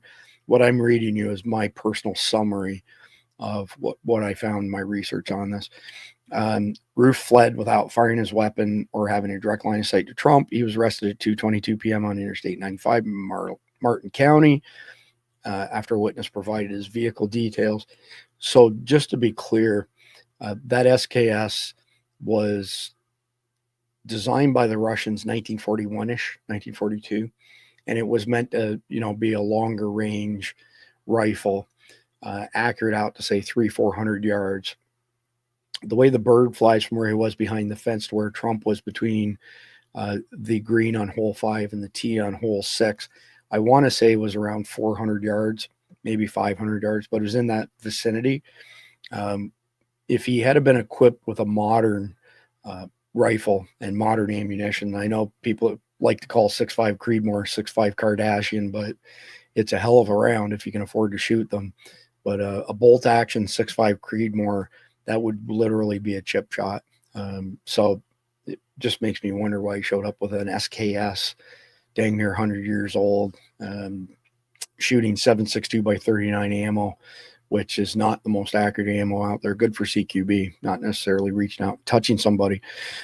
All right, next one up. Items recovered include the rifle, 2 backpacks with ceramic plates, so think body armor plates, GoPro camera, plastic bag of food. Cell phone data showed he was near the golf course for nearly 12 hours, 1:59 a.m. to 1:31 p.m. the next afternoon. Okay, number 3, legal status.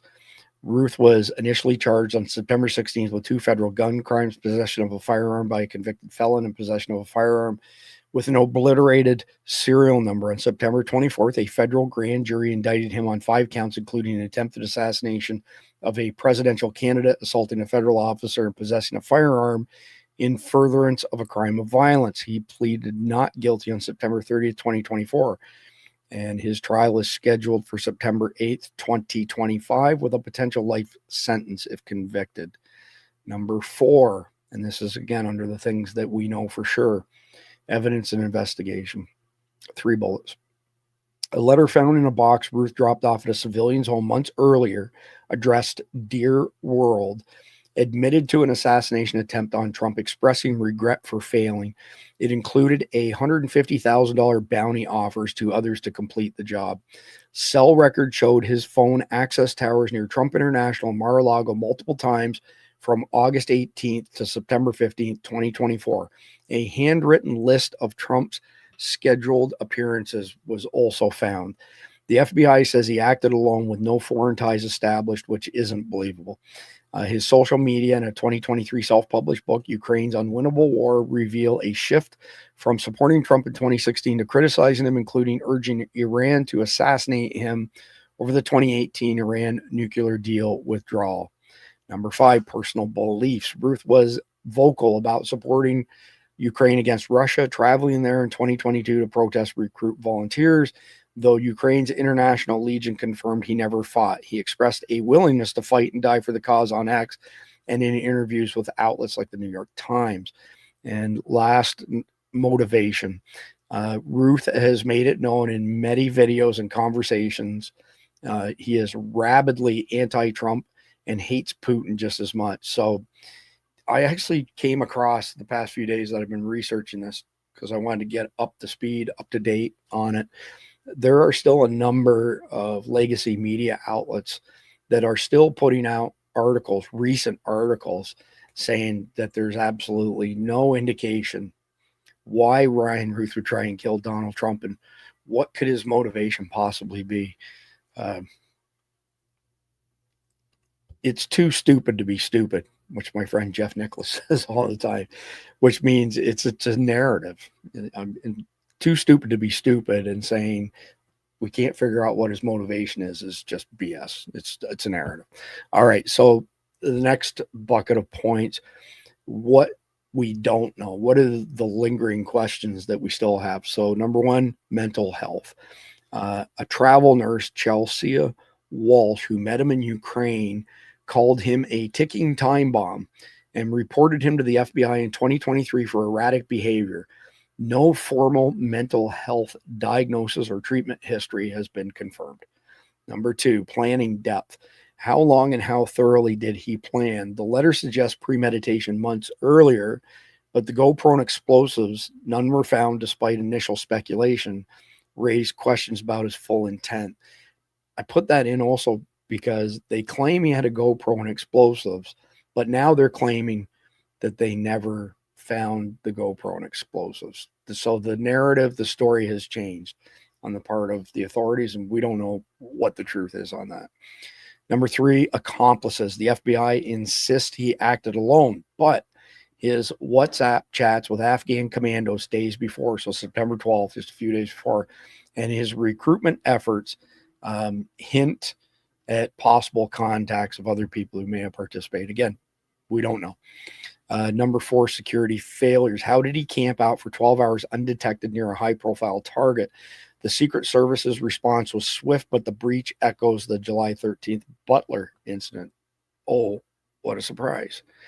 Number five, DC tip connection. In 2019, the FBI received a tip about Routh possessing a firearm as a felon, but the complainant recanted and it was closed.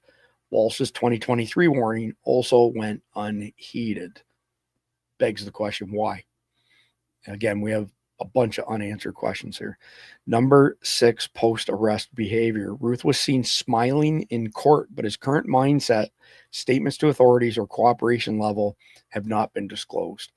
And number seven, trial evidence. Prosecutors may have more digital forensics, witness testimony, and other information that has not been revealed to the public yet. So what's the bottom line here with Ryan Routh? And again, these are my speculative opinions after doing some recent research to find out precisely where we are in this process. So we know Routh's identity. We know his criminal past. We know the logistics of how he tried to kill Donald Trump. We know about his fixation on Ukraine. And all of that's backed by FBI findings, plausible FBI findings, because there's plausible and implausible, court documents, his own writings, his social media, other people's input. We also know that he absolutely hated Donald Trump and Putin, and since 2019, at least, has been a hardcore Democrat supporter. But his true mental state, full extent of the security lapses are still unknown to us, meaning the public.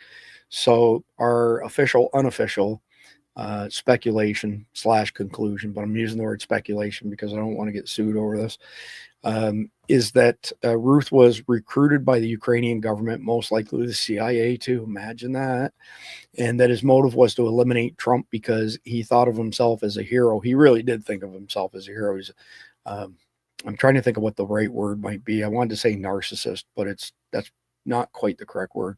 Anyway, in reality, as opposed to being a hero, my speculative opinion is that he was a pawn who was used to ensure this constant flow of billions of our dollars would keep going to Ukraine and find their way back here into the pockets of crooked politicians. If nothing else, this is what I would call a textbook example of follow the money, and all will be revealed. So it's those are my conclusions as far as how it all looks. And I do have one more X post here that I forgot to put up. Give me just a second. Bear with me here. There you go. And I mentioned this earlier. Ryan Routh's son arrested for hundreds of files of child porn. Son of Ryan Routh accused in Trump assassination attempt arrested for child pornography. Orrin Routh had hundreds of files, prosecutors said. So again, it's same old, right? The apple doesn't fall far from the tree. So with that being said, I've got some additional considerations here for you to ponder, for y'all to think of. And let me see. So some general comments on the Crooks Routh situation. So incessant anti-Trump propaganda from legacy media, establishment, political shills has been very successful at elevating these assassination attempts against Trump and now Elon as well. Words matter. And I wish that there was a way to hold these people responsible legally, financially, or whatever, for constantly calling for violence. Then when the violence happens, it's always a mea culpa. Well, we didn't mean really go and do that. Yeah, okay. On X in particular, you can find nonstop daily posts from people either threatening to assassinate Trump and Elon or encouraging somebody else to, kill Elon and Trump. My personal opinion is that we are going to see more assassination attempts. We know that there were 7 more last year. The Secret Service said there were 9 in total last year, but they only published details on 7 of them. I would suspect that since Donald Trump started his first term until now, it's probably a pretty big number of attempted assassinations, and that's not going to end. People are going to continue to do that. The 9 man pads, shoulder mounted, surface to air, 1.5 pound payloads, heat seeking for taking jet engines down when they're just taking off or landing. And our friend Lieutenant Colonel Doc Pete Chambers was one who broke this for the Trump team. We know they're still in the country and haven't been found. And, as a direct result of that, Trump had to be careful what plane he flew in. He was flying in dummy planes after that. He wasn't on Trump Force One. Not sure what the current protocol looks like for him. We know for a fact that Air Force One is equipped with all sorts of countermeasures if it comes under attack. Technically, private planes aren't allowed to have that technology. We didn't want to say so at the time, but we can say so now. Mike Sterling studied Trump Force One extensively from pictures and was able to confirm that Trump Force One, a privately owned jet, has the countermeasures built into it as well, where they can disperse a number of flares to throw off heat-seeking projectiles, that sort of stuff. All right, there's a few articles of interest here before we completely wrap up. I know it's a long chapter 1. Holy crap, hour and 40 minutes for chapter 1. That's got to be some sort of new record. I'm gonna have to speed things up in chapter 2. But all right, let me get the next one up for you. Drone shot down over Trump motorcade amid Iranian threat. So I've mentioned this before, but I'm going to mention it for people who haven't heard this. It was pretty interesting. A new report claims the U.S. Secret Service shot down a drone that was following President Donald Trump's motorcade in Pennsylvania during the 2024 presidential election amid concerns regarding potential threats from Iran against Trump. The report also claims that the Trump campaign used a decoy plane and motorcade as additional precaution for the president during the election cycle. The report, which was published on Axios by reporter Alex Eisenstadt, provides an overview of his upcoming book, Revenge, the Inside Story of Trump's Return to Power. According to the report, Secret Service agents discovered that a drone was following Trump's motorcade during a trip to Pennsylvania in September. After spotting the drone, Secret Service agents opened one of the motorcade moonroofs and shot and disabled the drone with an electromagnetic gun. So why is this interesting? It's interesting for a whole number of reasons. Mike Sterling and I were one of the very first people on survival channels to start warning our fellow Americans that drones pose an existential threat to us, especially for attacking large open air venues, football games, concerts, that sort of stuff. So we did, we're going over 2 years now, almost 2.5 years ago. We did a episode of Survival Dispatch News on this very thing. And the pundits came out of the woodwork and said, we were full of shit. And a couple days after that, somebody flies a drone into a Thursday night football game in Cleveland. Everybody stood around and watched it. And that was a little bit of vindication. But on the Monday after we published that episode, there was an RFP, request for proposal, on sam.gov that came out asking for an electromagnetic gun to shoot down drones Why? Well, an electromagnetic gun that would take out circuitry causing the drone to crash, it may wreck some of the drone, but hopefully there's enough left intact that they could gather some intelligence from it. And it's pretty interesting that only, well, maybe not even a year, 11 months after we put that out there, we have confirmation that that type of weapon, our military has that type of weapon, and our Secret Service has that type of weapon to protect Donald Trump. So interesting stuff. All right. And next one up, the reason I put this one in, President Trump just brought in the Martin County Sheriff's deputies who captured would-be assassin Ryan Routh to Mar-a-Lago. This is awesome. These heroes absolutely deserve it. 32-second video that, if nothing else, and there's a reason I put it in here, communicates what Donald Trump has done his entire career. He's renowned for taking cold drinks, food, handing out $100 bills to the construction workers who worked on his real estate projects. He genuinely cares about the people who do work for him. We even talked to some people at Mar-a-Lago who work there that said the exact same thing. But just this little short bit of time that he spent with these first responders. When's the last time you saw Obama, Brennan, shit for brains, Biden, Kamala Harris, Tim Walz, any of these clowns do anything like this? Not that they had assassination attempts, but the thought still rings true. That's good looking stuff right there.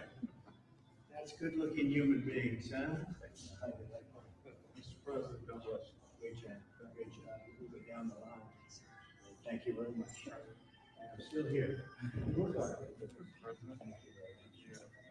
Thank you very much.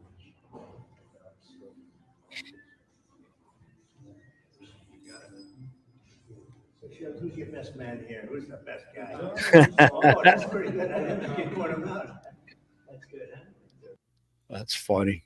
Reportedly in person, he's got a great sense of humor as well. When we were at Mar-a-Lago, we were probably 50 feet away from him when he was addressing the crowd. We didn't get to meet him there.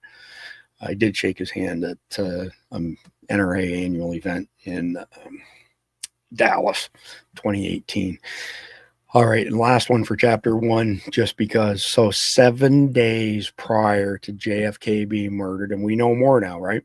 We know that the CIA was deeply involved, which we had suspected from the LBJ and Richard Nixon conversations. But from JFK, there's a plot in this country to enslave every man, woman, and child. Before I leave this high and noble office, I intend to expose this plot. 7 days before he was assassinated. Unbelievable. A lot of parallels, even like Oliver North mentioned. So we're going to take a super short break here for a video from our friends at Performance Triggers. It's 28 seconds long, and I'll be right back with chapter 2, and we'll put it into high gear and bring this thing home.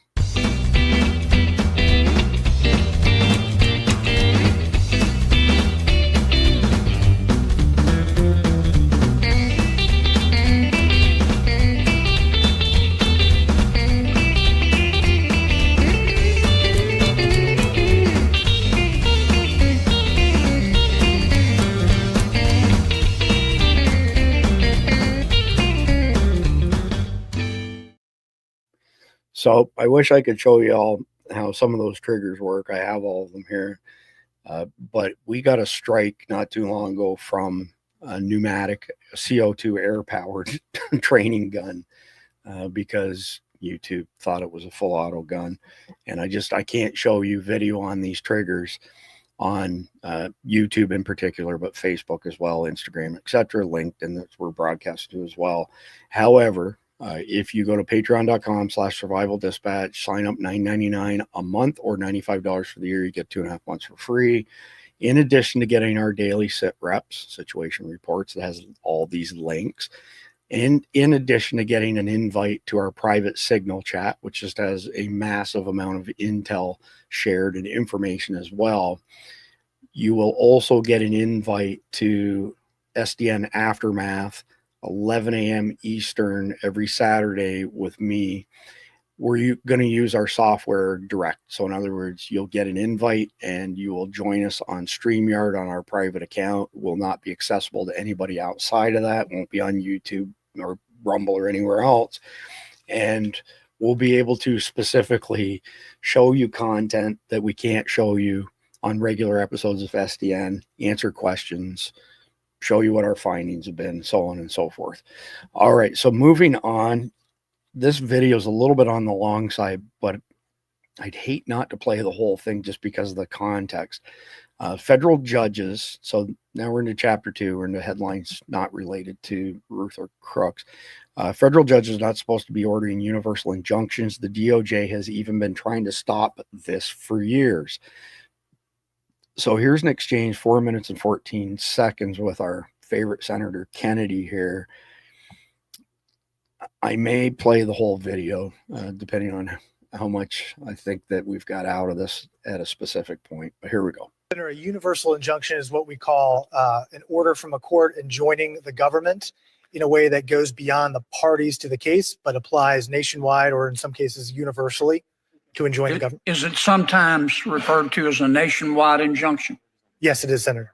What's the statutory basis for a federal judge issuing an order that affects people other than the parties before the court? I'm not aware of a statutory basis, Senator. There is no statutory basis, is there? No, Senator. What's the United States Supreme Court opinion which interprets the Constitution in a way that allows a federal district court judge to do this? Can you name me that case? I'm not aware of one, Senator. There isn't one, is there? I'm not aware of one, Senator. Explain to me how this works. How can a federal judge issue an order that affects everybody else other than those in front of him or her? How is that possible? It shouldn't be possible, Senator, but district courts do it all the time. I think on the theory that the courts need to enjoin a federal policy from going into effect, and they often will enjoin it as nationwide, so all non-parties are protected by that injunction. I thought that if you wanted to affect parties who aren't in court, you had to file a class action. That's correct, Senator. So why don't the federal judges, instead of issuing a universal injunction with no legal basis, tell the plaintiff, look, you got to go file a class action if you want to impact parties who aren't subject to my court? Senator, the Department of Justice makes that argument all the time in our briefs. I think in many cases, class actions would be inappropriate. They wouldn't, the plaintiffs couldn't satisfy Rule 23 to establish a class. So they couldn't? Correct. So they preferred to ask for a universal injunction? Yes. Does this encourage forum shopping? Yes, Senator. Not only does it encourage forum shopping, but also district shopping and filing multiple strategic lawsuits to find one judge that will enjoin a single policy nationwide. If you have 5 lawsuits, a plaintiff, only one of those 5 cases needs to be successful. Okay, we've established that there's no basis in statute and no basis in Supreme Court precedent for a universal injunction. How about a common law? I mean, universal injunction is basically an equitable remedy. Did this exist in common law courts in England on which our law is based?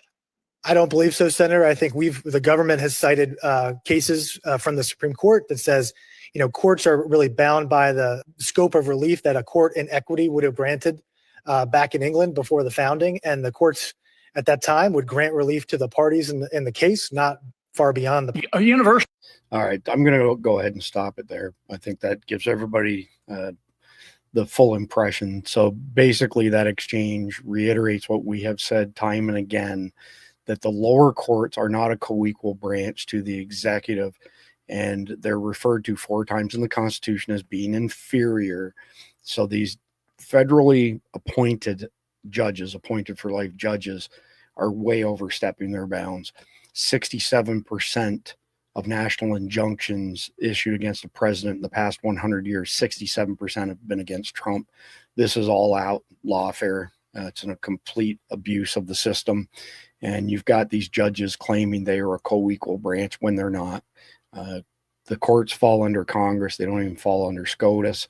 SCOTUS, executive, legislature are the 3 co-equal branches. What these judges are doing is infringing dramatically on the president's Article 2 powers. All right, moving on from there. Marie Le Pen goes nuclear. The deep state have banned me because nothing else has worked, but we will not allow them to steal this election. We are going to defend ourselves and use all the means at our disposal to ensure I can run, and we're going to win. So again, why do we publish stuff from somewhere like France on this? Number one, this is precisely what they were trying to do to Donald Trump, is charge him, convict him, put him in jail, take him out of the running for the president. Europe has completely lost their way. So you got the winner in Romania. You've got the EU overturning that election because of TikTok in Russia. Total bullshit. It was a candidate that they didn't want to be in power. Then you got Marie Le Pen, same thing, candidate that they don't want to be in power, who's by far and away the front runner to displace Macron. We play this because we have to keep an eye on what's going on in other countries, because it's a harbinger of things to come here. Now, we've already been knee deep in this, but look, you got Bolsonaro in Brazil. You've got multiple countries where this has happened. I just mentioned Romania as well. These people, they're crooked as a dog's hind leg, and they think that we're all stupid and that we can't see through their facade, and we can see through it all too easily. I personally, and I've said this for a long time, anybody who's been following SDN the past few years knows, I don't think we've had legitimate elections in America since 1913. Woodrow Wilson was the first installed globalist president. JFK snuck in a win. They didn't cheat enough to keep him out. That's why they killed him. And then the same thing with Donald Trump. But every other one has been nothing but political theater. So, all right, moving on from there. This is the same video. I'm not going to play the video, but I am going to read a different take on it here, which is pretty consistent with what I said myself. France is doing exactly what the left attempted to do to President Trump. France's insane ban on Marie Le Pen, the clear front runner in the polls, is nothing short of an assault on democracy. Marie Le Pen is not going to take this injustice without a fight. The deep state has banned me because nothing else has worked, but we will not allow them to steal this election. We're going to use all the means at our disposal to ensure I can run, and we're going to win. Very much the same. All right. So y'all may recall that I played a video in chapter 3, I think it was last Friday, where a car cuts in front of a Tesla, stops on an angle, and the driver gets out and is berating this old lady driving this Tesla, and then he physically assaults her. Then another person in his car gets out and kind of rushes him back to his car and takes off. Well, this is the piece of crap that did that. The headline here, they arrested the total scum 33-year-old man that beat a 61-year-old woman in the street simply because she was driving a Tesla. This is the modern left, totally deranged and cowardly bullies that assault old women. Mr. Arthurton was arrested via a criminal citation for disorderly conduct, assault, and aggressive driving in lieu of detention due to seeking medical attention for an injury to his hand. Read a portion of the statement. Anyway, I would like to see all of these domestic Tesla terrorists get hit as bad or worse than the J6ers, because they're actually committing crimes. All right. Once the Doge team breached the fortress of taxpayer-funded tranquility known as the U.S. Institute of Peace, the accounting firm overseeing its books promptly deleted over a terabyte of financial data, an act as subtle as a burglar torching the crime scene. Fortunately, Big Balls intervened, recovering the lost data and exposing a veritable orgy of fraud, waste, and abuse, including the agency's peculiar addiction to private jet travel, all in the noble name of peace. So this is what happens when you have non-technical people who think they know what they're doing. This is akin to people deleting all of their posts off of X, still sitting on the X servers and all the backups of those X servers. It's not going away because you deleted it. In this case, it didn't go away either. And if nothing else, what this did is it exposed that they had intention. They were purposely trying to hide this from auditors because they know what they did was not only wrong, but it was illegal. It's going to be very interesting to see where this whole Doge thing ends up in the end of this term. All right, next one up. breaking FBI imposed gag order about Hunter Biden laptop after employee accidentally confirmed its authenticity to Twitter. So more not so surprising news out of the previously installed administration. Newly released internal FBI chat messages reveal senior bureau officials actively shutting down discussion of the laptop's credibility days before the 2020 presidential election. An FBI official admitted to House investigators that an FBI employee had inadvertently confirmed the authenticity of Hunter Biden's laptop to Twitter on a conference call the morning of October 14th, 2020, the day the New York Post published a story about it. I recall that when the question came up, an intelligence analyst assigned to the Criminal Investigative Division said something to the effect of, yes, the laptop is real, and then Russia unit chief testified in a closed door, transcribed below. I believe it was an Office of General Counsel attorney assigned to the Foreign Intelligence or Foreign Influence Task Force stepped in and said, we will not comment further on this topic. For the first time with a change of administration, the FBI has now turned over to GOP House investigators the internal chat messages that show Bureau leadership actively silenced its employees. The FBI, which had a special task force to counter foreign election interference, could have set the record straight by confirming the laptop was real and the subject of an ongoing criminal probe. Instead, the FBI leadership allowed the false narrative about the laptop to gain momentum. The FBI provided the chat messages to congressional investigators with heavy redactions. Some of the redactions on the chats are marked OGC, AGC, which appears to mean they were made by the FBI's Office of General Counsel and Associate General Counsel. Is an individual whose name is blacked out tells Elvis Chan, the San Francisco-based FBI special agent tasked with interacting with social media companies, there was a gag order on discussion of Hunter Biden's laptop. In a separate exchange, Chan is told official response, no comment. In the chat, the FBI officials showed awareness that the laptop may have contained evidence of criminal activity. Asked Chan, actually, what kind of case is the laptop thing? Corruption, campaign financing? Another FBI employee responds, close hold, after which the response is redacted, to which Chan responds, oh crap, appearing to underscore the serious nature of the probe, which included felony tax charges. Chan adds, okay, it ends here. In the same conversation, Chan is asked if anyone discussing that New York Post article on the Biden. Chan responds, yes, we are CD confirmed an active investigation. No further comment. CD is likely shorthand for the FBI's criminal division. Said another FBI employee whose name was redacted by the Bureau, please do not discuss the Biden matter. We asked for a response from the Bureau and FBI employees identifying chat messages. An FBI spokesman declined to comment. So here are some of the redacted comments. So first and foremost, the only appropriate way to deal with that is that everybody in the chain of command who was involved with suppressing that information needs to be charged with election interference, because that's exactly what it was. Not to mention the 51, intel experts who also lied through their teeth. It was 100% straight up election interference. All right, next up, CNN actually reported Democrat approval rating currently at a new low, 21%.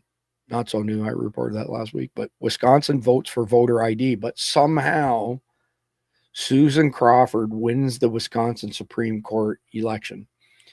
Who thinks there needs to be a federal audit? This makes absolutely no sense. So same question I had myself when I saw the results is, how do you square, it was 60 some odd percent of people in Wisconsin voting for voter ID, but 55% voting for the Democrat Supreme Court? Does not add up. We know that there's been frequent and widespread election theft in Wisconsin. I guess we'll see what happens.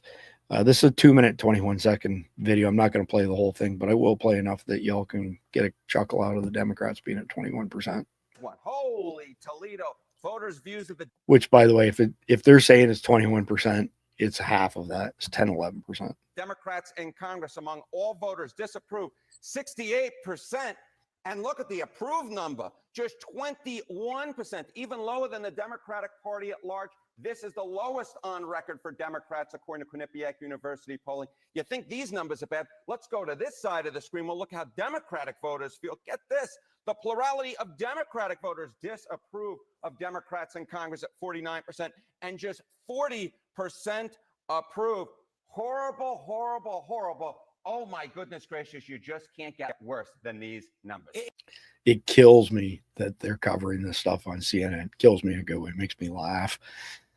All right, moving on to the next one. So this is interesting. So you've had all these Canadian politicians, you know, pounding their chests saying we are going to inflict harm on America and American citizens and blah, blah, blah, blah.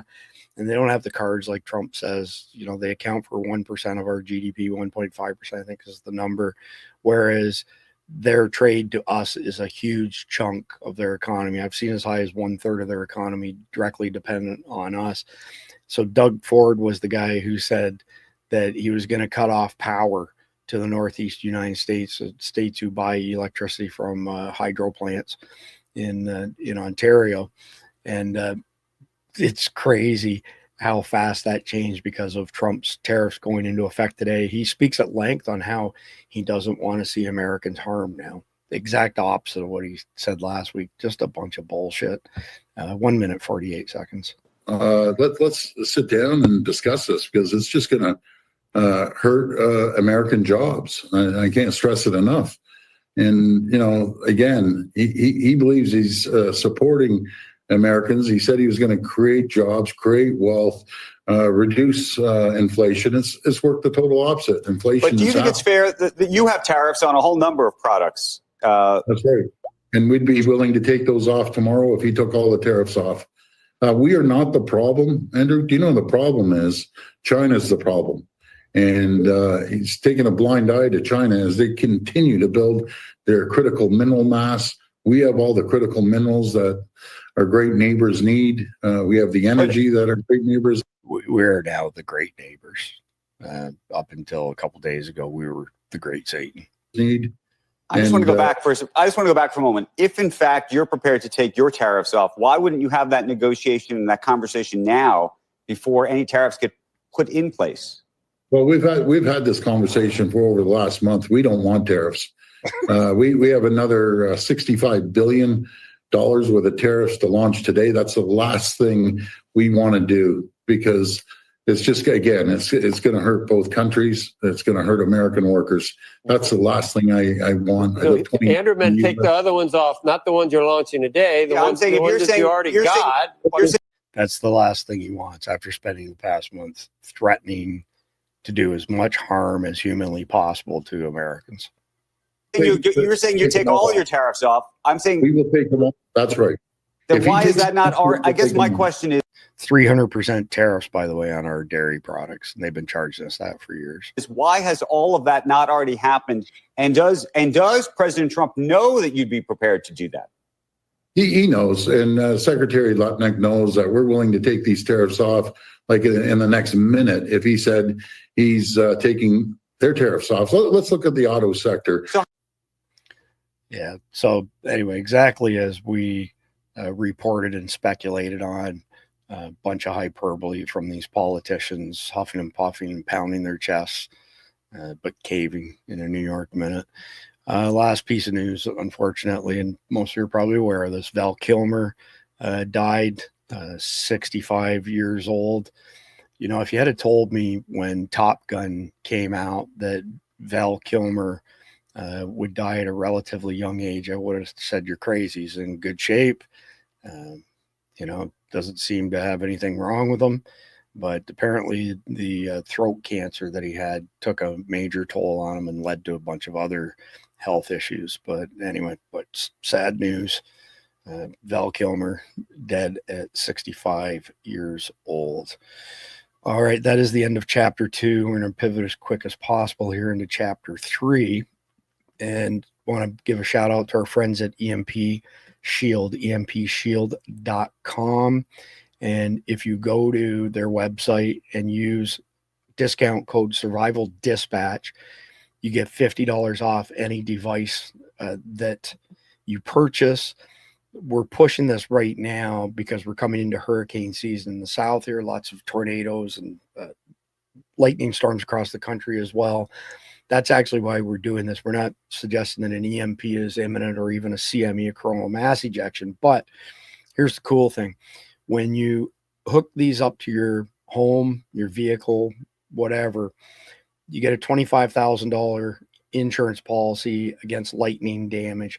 So your home gets hit, you have a bunch of damage, you file a claim with your insurance, you have a deductible to pay. The $25,000 will cover more than that. Although if you take the $25,000 and don't make an insurance claim, that's even better, because now you don't have to worry about that contributing to your rates going up the following year. We get a small commission from EMP Shield. We're paid to put this up tonight, but EMPshield.com, discount code survival dispatch, all one word, gets you $50 off each device that you buy. All right, so here we go. We're now into chapter 3, and this first one is pretty comical. Watch the moment this dude, who allegedly, not allegedly, he did vandalize a Tesla, confronted and realized that he's cooked. 1 minute and 20 seconds. This is the left in a nutshell. Free service. Free service. How about you pay for the repairs? Write a check. You just bought a Tesla. I can wipe it off No, with a towel. no, It's not no. a key. It is a It was hate a- crime, it was a sir. crayon. It is a hate crime. Listen, Did you write a swastika on there? I'm sorry you're upset. Did you write a It didn't even- swastika? It didn't even work. Apparently Did you, it doesn't did you work. write a The crayons swastika don't on work. the? It's a key, sir. We see it on the It's video. not a key. Did you? Is it a I was swastika? probably putting my keys in Is my it a pocket. swastika? Have you looked at your Is car? it a Is there a key yes. mark? Is it It's a not- swastika? that's It's at the impossible. police right now. It's being fingerprinted. What do you mean it's being Because they're trying to track you down. Thankfully, Facebook tracked you down. So your business, your freaking livelihood, everything now, Listen. because you chose to write so to tell Facebook that you're sorry for writing a swastika on a Tesla. Listen, I said I'm sorry. For what? And I For what? apologize. For what? I have nothing against For your what? car, and I have nothing against you. So why Okay? would you write a swastika on a Tesla? Obviously, I have something against Elon Musk, but that's not the So way Elon to Musk show my. owns that car because No, it was he bought owns and the paid company. for. It was bought and paid for a long time That's ago. why it's misguided, and obviously, I did not intend to do this. All right, sir. we're gonna wait for the. Yeah, obviously I did not intend. Yeah, you didn't intend on getting caught is what it boils down to. All right, so check this out. This is from a video that the Discovery Channel published on how guns work, how guns operate. Does anybody see anything wrong with this video? How guns work? The primer, the cartridge, the whole 9 yards goes down barrel here. Oh my God. So these are your typical anti-gunners. And yeah, point blank, I agree with the last one. I'm sorry I got caught. It's exactly what he was saying, but this just cracks me up that these are your anti-gun people showing you how guns operate. Nothing could be further from the truth. Just to think that somebody wasted all this time to create this custom animation. There's more to it, but that's the funny part. All right, next one up. This is some good stuff here. The parents raised him right. 57 seconds. Good for this young man. Hey, I was playing soccer with my friend over there. Like, I don't know if this is gonna be recording or if you guys can see it, but like the truck, my dad has the same one, like where you get out and where the foot thing is, so like you can jump off of the truck and get out safely. Yeah, the ball hit right there. It hit like right on that, but like the one on the other side, and it set off the alarm for a bit. And I just want to apologize for that. I don't know if anybody's home or if they're sleeping, but I just want to apologize for that. Good. What a good kid. That's all the relevant part in that video, but well done. All right. In Washington, D.C., all 87 editors at NPR are registered Democrats, but the TV told me they're all nonpartisan. Of course, this is recent, right? This is Trump taking them to task. One of their reporters saying you have 87 editors on staff and every last one of them is a registered Democrat, but you're fair. You fair reporting, fair and accurate reporting with a bunch of baloney. They should never get another penny of our money at all. Scumbags. All right, cat turd. The entire fate of planet Earth is on the line. Millions of lives are at stake. Canada and Europe are all turning communist. War is raging because of weak soy boy leadership all over the planet. Globalist elites, pedophiles, human traffickers, war pigs, the climate cult are all trying to destroy the freedom throughout the world. President Trump and Elon Musk are taking on these evil demons and being attacked at every angle around the globe. Thank God a handful of Republicans in Congress voted today with Democrats to let the Congress unconstitutionally vote by proxy from home and destroy Trump's agenda to save the planet because a few people wanted their pet project to be the most important issue in the entire universe. I literally hate these people. They'll never see big picture. They only care about themselves. They're all narcissists from hell. All of you short-sighted losers in Congress.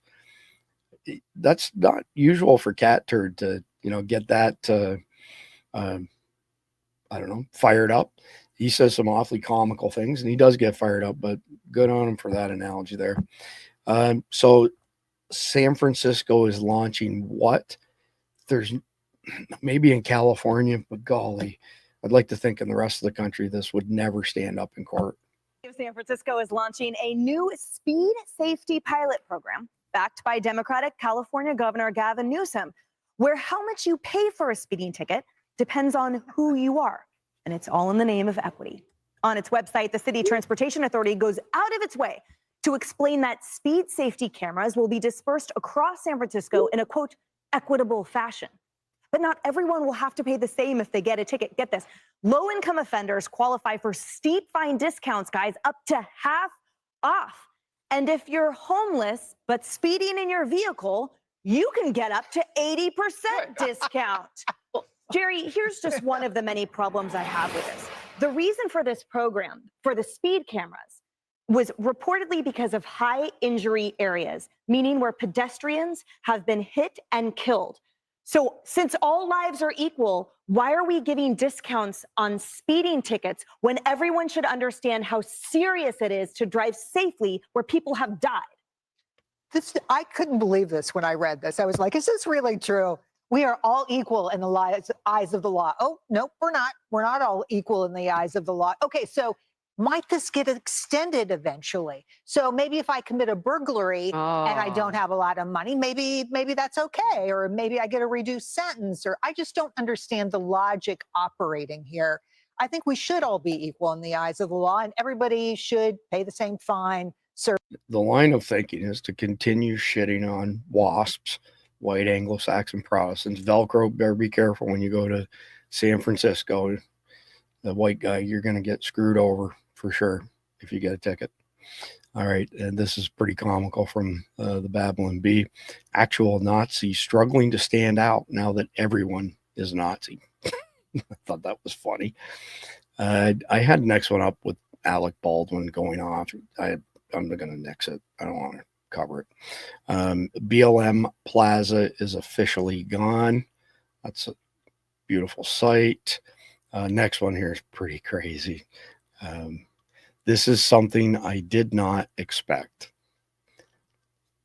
Check out this orangutan and these tiger cubs.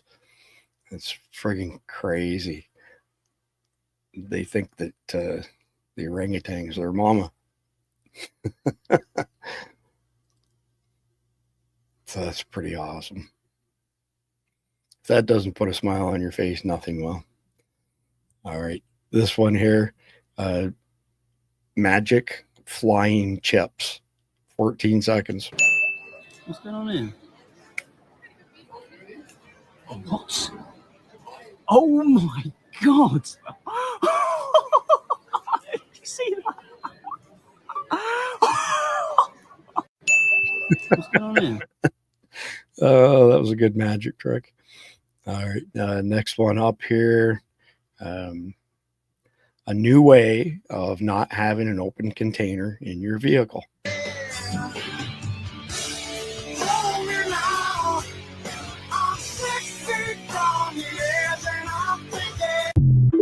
That's pretty ingenious. No open liquor. There's no open liquor in the car. All right, next one up. Always trust your cat. 23 seconds. Maggie, what are you doing? There's nothing in the toaster.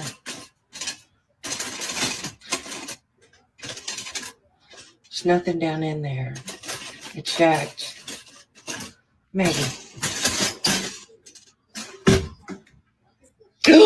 Fuck! Maggie. There you go. Always trust your cat. Next one up, liberal women after a long day of vandalizing Teslas. That about sums it up, doesn't it? And I just wanted to be left alone. It's all we ever wanted. Truth. Crazy how the internet cannot eliminate child pornography, but the root demand for child trafficking, but can censor, block, and delete all conspiracy theories and facts. Oh, and contact trace those who've been in contact with COVID, but not those who steal and molest kids. Touche. All right, next one up. There's a couple smart dogs in this video. 51 seconds. This is awesome.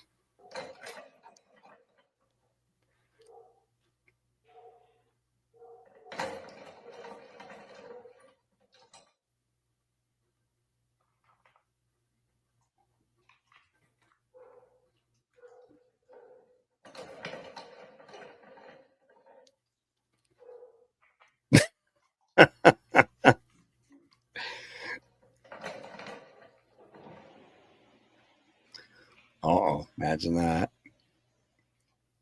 The chief in the middle is starting to think, what the heck? Now that's a smart dog.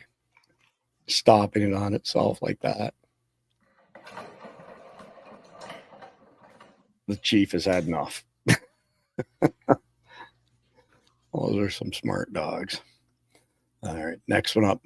DC was always a swamp we knew was filthy, murky with corruption, stinking of power grabs, but peel back the lid and it's worse than we ever imagined. It's a clogged toilet of a city overflowing with grime, backed up with lies and begging for a hard flush to clear out the rot. Time to plunge in and drain it for good. I firmly believe that this administration will be the plumber that America has needed for decades. As dirty as I thought DC was, we now find out it's even worse than imagined. Yeah, ain't that the truth? All right, so I don't know if y'all got this interaction here with this congressional rep. I'm trying to remember his name. It'll come to me in a minute. Senator Jim Banks, not a congressional rep. 25 seconds. This is freaking funny.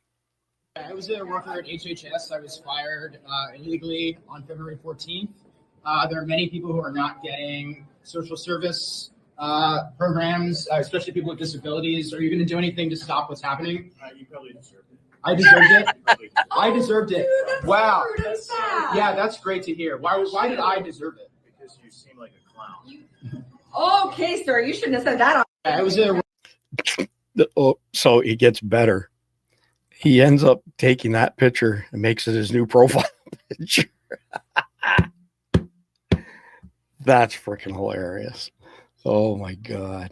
All right, next one up. Somebody said something earlier, one of the chats here, about being insulted by somebody from the South. I can't remember the exact context, but this is pretty funny. 38 seconds. Boy, you are dumber than a sack of hammers. You're the reason they got to put instructions on the shampoo bottle, ain't you? You got a face for radio. Your antenna don't pick up all the channels, does it? If your IQ was 2 points higher, you'd be smart as a rock. If I put your brain on the edge of a razor blade, it'd look like a BB rolling down a 4-lane. Watching you trying to think is like watching a dog chase its tail. Your elevator's stuck between floors, ain't it? If you stand real close to him, you can hear the ocean. If you was twice as smart, you'd still be stupid. Your thought train derailed, didn't it? You look like you've been bobbing for apples in a pot full of boiling grease. Thinking ain't your strong suit, is it? If you was any slower, you'd be going backwards. You got a face that can make a train take a dirt road. Boy, you are dumber than a sack of hammers. That is just too freaking funny. Very well done. Next one up. If the Democrat Party had a face, this is what it would look like. Ooh, crazy, psychotic. I think that's a guy. I think that's a dude. If you think this is a dude, put a 1 in the live chat. If you think it's not a dude, it's just a really homely Democrat woman, put a 2 in the chat. Curious to see what y'all think of this one. All right, next one up.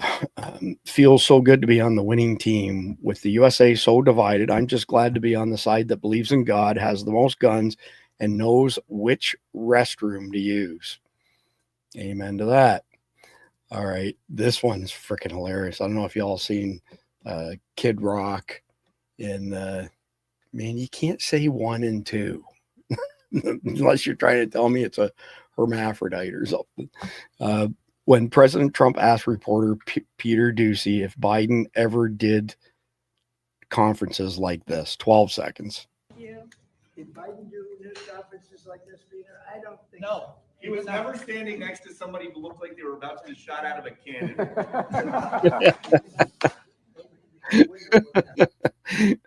Oh, that's awesome. Love Kid Rock.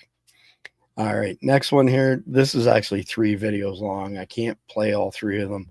I'm going to play a little bit and then give you guys the explanation on it, but it's at clownworld_ if you want to go watch the rest. Recognize that uniform. That is not an Army uniform. That is Marines dress blues. So I'll play a little bit more. That's the first of 3. Here's the second one. Let me get it cute.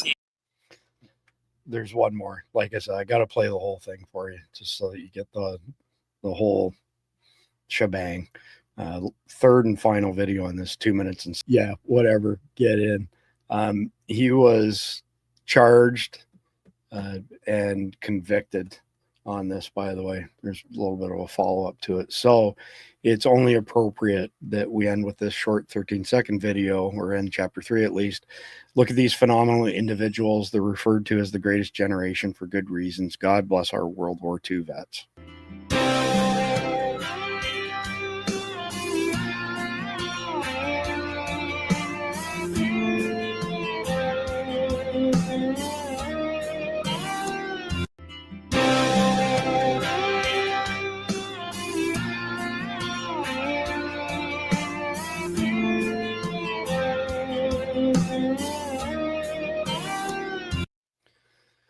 That was worth playing twice. All right, so that is the end of chapter 3. So next up, homework. So what can you do, and us, in light of the main topic that we discussed in this episode? So basically an update on Matthew Crooks and Ryan Routh and what we know and what we don't know. So number 1, get the facts. Choose reliable outlets like Survival Dispatch News. Yes, we're biased. Don't waste time on rumors, endless pundit takes. Know what happened, not what people feel about it. And that's another hint. We've covered situational awareness. We've covered, uncovering psyops, astroturfing, that sort of stuff.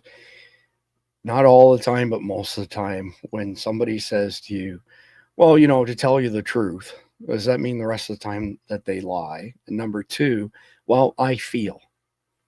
When I hear somebody say, well, I feel this and I feel that, makes me wonder just what they're playing with up there. But it's not about feelings. It's about facts at the end of the day. Get the facts. Number 2, assess your risks. If you're near political hot zones or events, work on improving your situational awareness and your families as well. I'm trying to remember who it was. We had somebody on last year sometime, and I can't remember exactly who it was, and they had a code word in their family that if they were anywhere in public and he said avalanche, it meant get up and exit immediately with no further discussion, and that his family's to go one direction while he goes the other to potentially draw the attention of whatever bad guy may be present, that sort of thing. So upping your own situational awareness and your families together. Number 3, gear up if you're inclined, meaning increase your stashes of food, water, ammunition in particular. Those are super important things. And number 4, protect your own. If you've got family or property, think defense, locks, lights, firearms training, firearms practice. And finally, speak up. If you're pissed about how these attempts slip through inadequate security measures, call out the failures. Write to your reps, demand tighter security. I'm sure that it is improved, but that there's got to be some accountability for what happened in these two instances. At the end of the day, you can't stop a sniper shot or fix Washington's screw ups and problems, but you can handle your own business. And that's the takeaway here. Focus on practical preps for yourself and your family, if nothing else. All right. Last reminder for patreon.com/survival dispatch, $9.99 a month or $95 a year gets you 2.5 months free. You get our daily situation report, our daily sit rep. If you have not seen a sit rep before, this is what it looks like. And we conduct each episode off of a sit rep. This is tonight's sit rep for this episode, all of this. So again, you will find things in here, additional commentary, additional links, anything like this that has no links. This is all my notes that I wrote while I was researching this. If you look on the side, that is precisely halfway through today's sit rep for $9.99 a month or $95 a year. We do the reading and the research to save you the time so that we can pass on good information. You also get an invite to our Signal chat, super active Signal chat. It's an unbelievable amount of intel that goes through it. There's some other benefits, but those are the two main ones. Patreon.com/survival dispatch, or click the link below. $9.99 a month or $95 a year, and you get all this good stuff. All right, conflicted question of the night. Here's a hypothetical situation for you to ponder. Then we'll have a question. Love to see your answers either in the live chats or in the comment section below or in the Signal chat, or you can always email them to us at support@survivaldispatch.com. All right. A single parent with 2 young children lives in a rural area about 20 minutes from the nearest town. They've been prepping for a while, stockpiling food, water, and medical supplies in a shed behind their home, anticipating potential disruptions like economic collapse or civil unrest. One afternoon, while the kids are playing in the yard, the parent notices a stranger, a disheveled man, snooping around the shed. The man starts prying open the shed door with a crowbar, clearly intent on stealing whatever's inside. The parents own a shotgun, owns a shotgun and is trained with it, but it's locked in a safe inside the house. The stranger hasn't seen the family yet, but he's making quick work of the lock. The parent must decide whether to grab the shotgun and confront the thief, shout a warning to scare him off, or wait to see if he takes what he needs and leaves without escalating further. So here's your question. If you catch somebody stealing your family's survival supplies in a time of relative stability, is it morally right to use force, potentially deadly force, to stop them, especially if they appear desperate and you have more than enough to share? How do your values balance the instinct to protect your children's future security against the possibility of sparing a stranger's life through mercy or negotiation? All right, so this is not during any special circumstances, and just based on that, this would boil down to the castle doctrine and stand your ground. So if you're in a state that has a weak stand your ground laws, every state has them, but they vary. Some states have what's called a fair fight doctrine. So somebody breaks into your home with a baseball bat, you shoot them, you're getting charged with homicide because it was an unfair fight. Whereas if you fought them equal force, baseball bat to baseball bat, you wouldn't be charged. It's crazy. So in states like Texas and Florida, I'm not an attorney, but in states like Texas and Florida, if somebody enters your domicile, so that could be your home, could be a hotel room for the night, could be your RV, could be a friend's house, whatever the case may be, you can use deadly force, if there's imminent danger. But as soon as somebody leaves and they're running across your yard, you cannot shoot them in the back. At that point in time, you're not in imminent danger. You have to be aware of all of the ins and outs of the castle doctrine. So for example, if this guy here is breaking into your shed to steal your preps and you were to shoot him from behind, and maybe even from the front because he's not in your home per se, and you and your kids are not necessarily imminently in danger, depending on the state, it could be quite possible that if you shot this guy, you'd be the one who's charged. It's crazy, but that's the way it is. Again, I'm not an attorney. I just play one on Survival Dispatch News. So myself, my guns are not in places where it's going to take me any time to, get a gun. And most of the time I have one on me, but if I didn't have one on me, I wouldn't be very far from one. And I would actually, if this is not, emergency times, I would hold them at gunpoint until the authorities arrive, and I would have them charged with break and enter. And I would not let him get away, because he would just come back again and again and again. And that's not why we worked hard to fill that shed full of our preps and stuff. And who knows what they'd be capable of. Give them an inch, take a mile sort of thing. So I personally think this one is, you have to weigh the considerations. It's not under some SHTF scenario. Even if it was under an SHTF scenario, everybody needs to realize that every action we take, even if it's like a Teotihuacan situation, the end of the world as we know it, there will be a reckoning. There always is. There will be some point in the future when society's reestablished, like, oh, you're the one who shot that guy. Well, that's first-degree murder, second-degree murder, manslaughter, whatever the case is. There will always be a reckoning. So you have to go through this in your mind so that you're not trying to overthink something while it's happening. You know what your reaction is. In this particular case, letting the guy get away is not a good solution. He's going to come back and hit you again. Shooting the guy in this particular scenario is not a good solution, especially considering there's no special circumstances here. Even in Florida, if you were to shoot somebody breaking into your shed, it's highly likely that you would be charged with something. So the best thing to do is distance equals safety. You've got a gun, you holler at the guy, you put the gun on him, you tell him to get down on the ground, put his hands on his head where you can see them, always watching hands and pockets. You always have to be aware of what's happening there, because if they're going to make a move, that's how it's going to happen. You're going to see something with their hands, pulling something out of their pockets along those lines. And call the authorities, send the kids inside, call the authorities, wait until they show up. I'm charged with break and enter and potentially theft if you actually manage to remove anything. Anyway, that is my long-winded answer. I would love to hear y'all's answers. As I mentioned already, please mash the like button if you haven't done so already.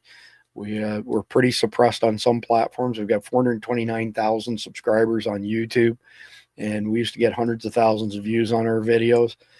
Now we don't get anywhere near that because of the suppression. I've spoke to people at YouTube. We published a ton of gun content in the past. We were not big enough to basically get a reprieve like, Grand Thumb and those guys. They're not going to smack those guys down because they bring too many people to the platform, but we weren't that big. They get millions. We got hundreds of thousands. So all those people are below that top tier of gun tubers are being punished for, past indiscretions. Go, oh my God, we show gun content in the past. So when you mash the like button, share our videos, leave comments, it helps out. It's about as much as we can ask for, but it does help out. That's it. I've got a new video for y'all, America First. It's pretty cool. I will be back tomorrow night. Oh, by the way, the gentleman that we had on this week, Will Jemeni, when we had Major Capers on, one of two law enforcement officers, first responders that were found buried in the rubble of the World Trade Center, will be coming on SDN with me a week from Friday. Can't wait to do that. The guy's an incredible hero. And if you watch it the other night ago, he's a pretty decent lad. Anyway, that is it. I will be back tomorrow night at the same time, 7 p.m. Eastern. Between now and then, please like, share, comment, subscribe. God bless America. President Trump pushing ahead with his America First agenda. Breaking news, Apple announced it's going to work with Foxconn to build a server factory in Texas by 2026. The company says it is now planning to invest $500 billion in the U.S. economy. The CEO of SoftBank pledging to invest $100 billion in the U.S. over the next 4 years. This is President Trump delivering on the promise he made to the American people on the campaign trail. The idea is come to America, build greatness in America, build for the American customers. Project Stargate. It's a joint venture between SoftBank, Oracle, and OpenAI, and they're going to create a data center that will eventually be expanded to other states. Shows people are listening to Mr. Trump's pitch to bring new industry to America. This is the latest pledge from a foreign business leader promising to spend big in the U.S. as a result of Trump's election victory. Founder of the property development company DeMac Properties is pledging the money. President Trump announcing $100 billion investment from Taiwan Semiconductor, bringing the company's total American investments to $165 billion. The most powerful AI chips in the world will be made right here in America. Things happen so quickly in the Trump world, right? It's 100 days. It feels like it's 100 months. This is leadership. This is taking control of the problem for military, for everything, for industrial, for our economy. Even if it causes short-term pain, the reality is it is the right decision. NVIDIA says it will invest hundreds of billions of dollars over the next 4 years, part of the manufacturing renaissance under President Donald J. Trump. Furniture maker Prepack are shifting their operations from Canada to North Carolina. Johnson & Johnson says it will invest more than $55 billion in the U.S. over the next 4 years. Hyundai announced a $20 billion investment. With your leadership, Mr. President, Hyundai Motor Group is proud to be a stronger partner in America's industrial future. Because the automobile industry, and now those plants largely have stopped and they're moving them to our country. Honda is building one of the biggest plants. The trade story is certainly picking up speed here and pushing more countries to make these bigger investments. It's another example of the Trump effect. GE Aerospace announcing a nearly $1 billion investment into American manufacturing. Eli Lilly announcing plans to expand its manufacturing here in the United States. $27 billion additional spend, bringing our total to more than $50 billion. The money's rolling in, and this is in the past 60 some odd days, Charles. And these are deep-pocketed folks who want to have a relationship, and it's just smart moves. We are CMA CGM, one of the leaders in shipping and logistics around the world. Today, we are investing $20 billion. Foreign leaders from around the world, investors from Silicon Valley to Wall Street to Main Street have confidence again in our economy and our markets and in President Trump. The Trump effect this morning, a string of massive wins for American manufacturing. The numbers speak for themselves. Wisconsin-based Clarios is putting up $6 billion to expand its American operation. And what's driving these decisions? Well, President Trump's aggressive Made in America policies and his commitment to bringing industry back to American soil. This is exactly what Trump promised. America First is back.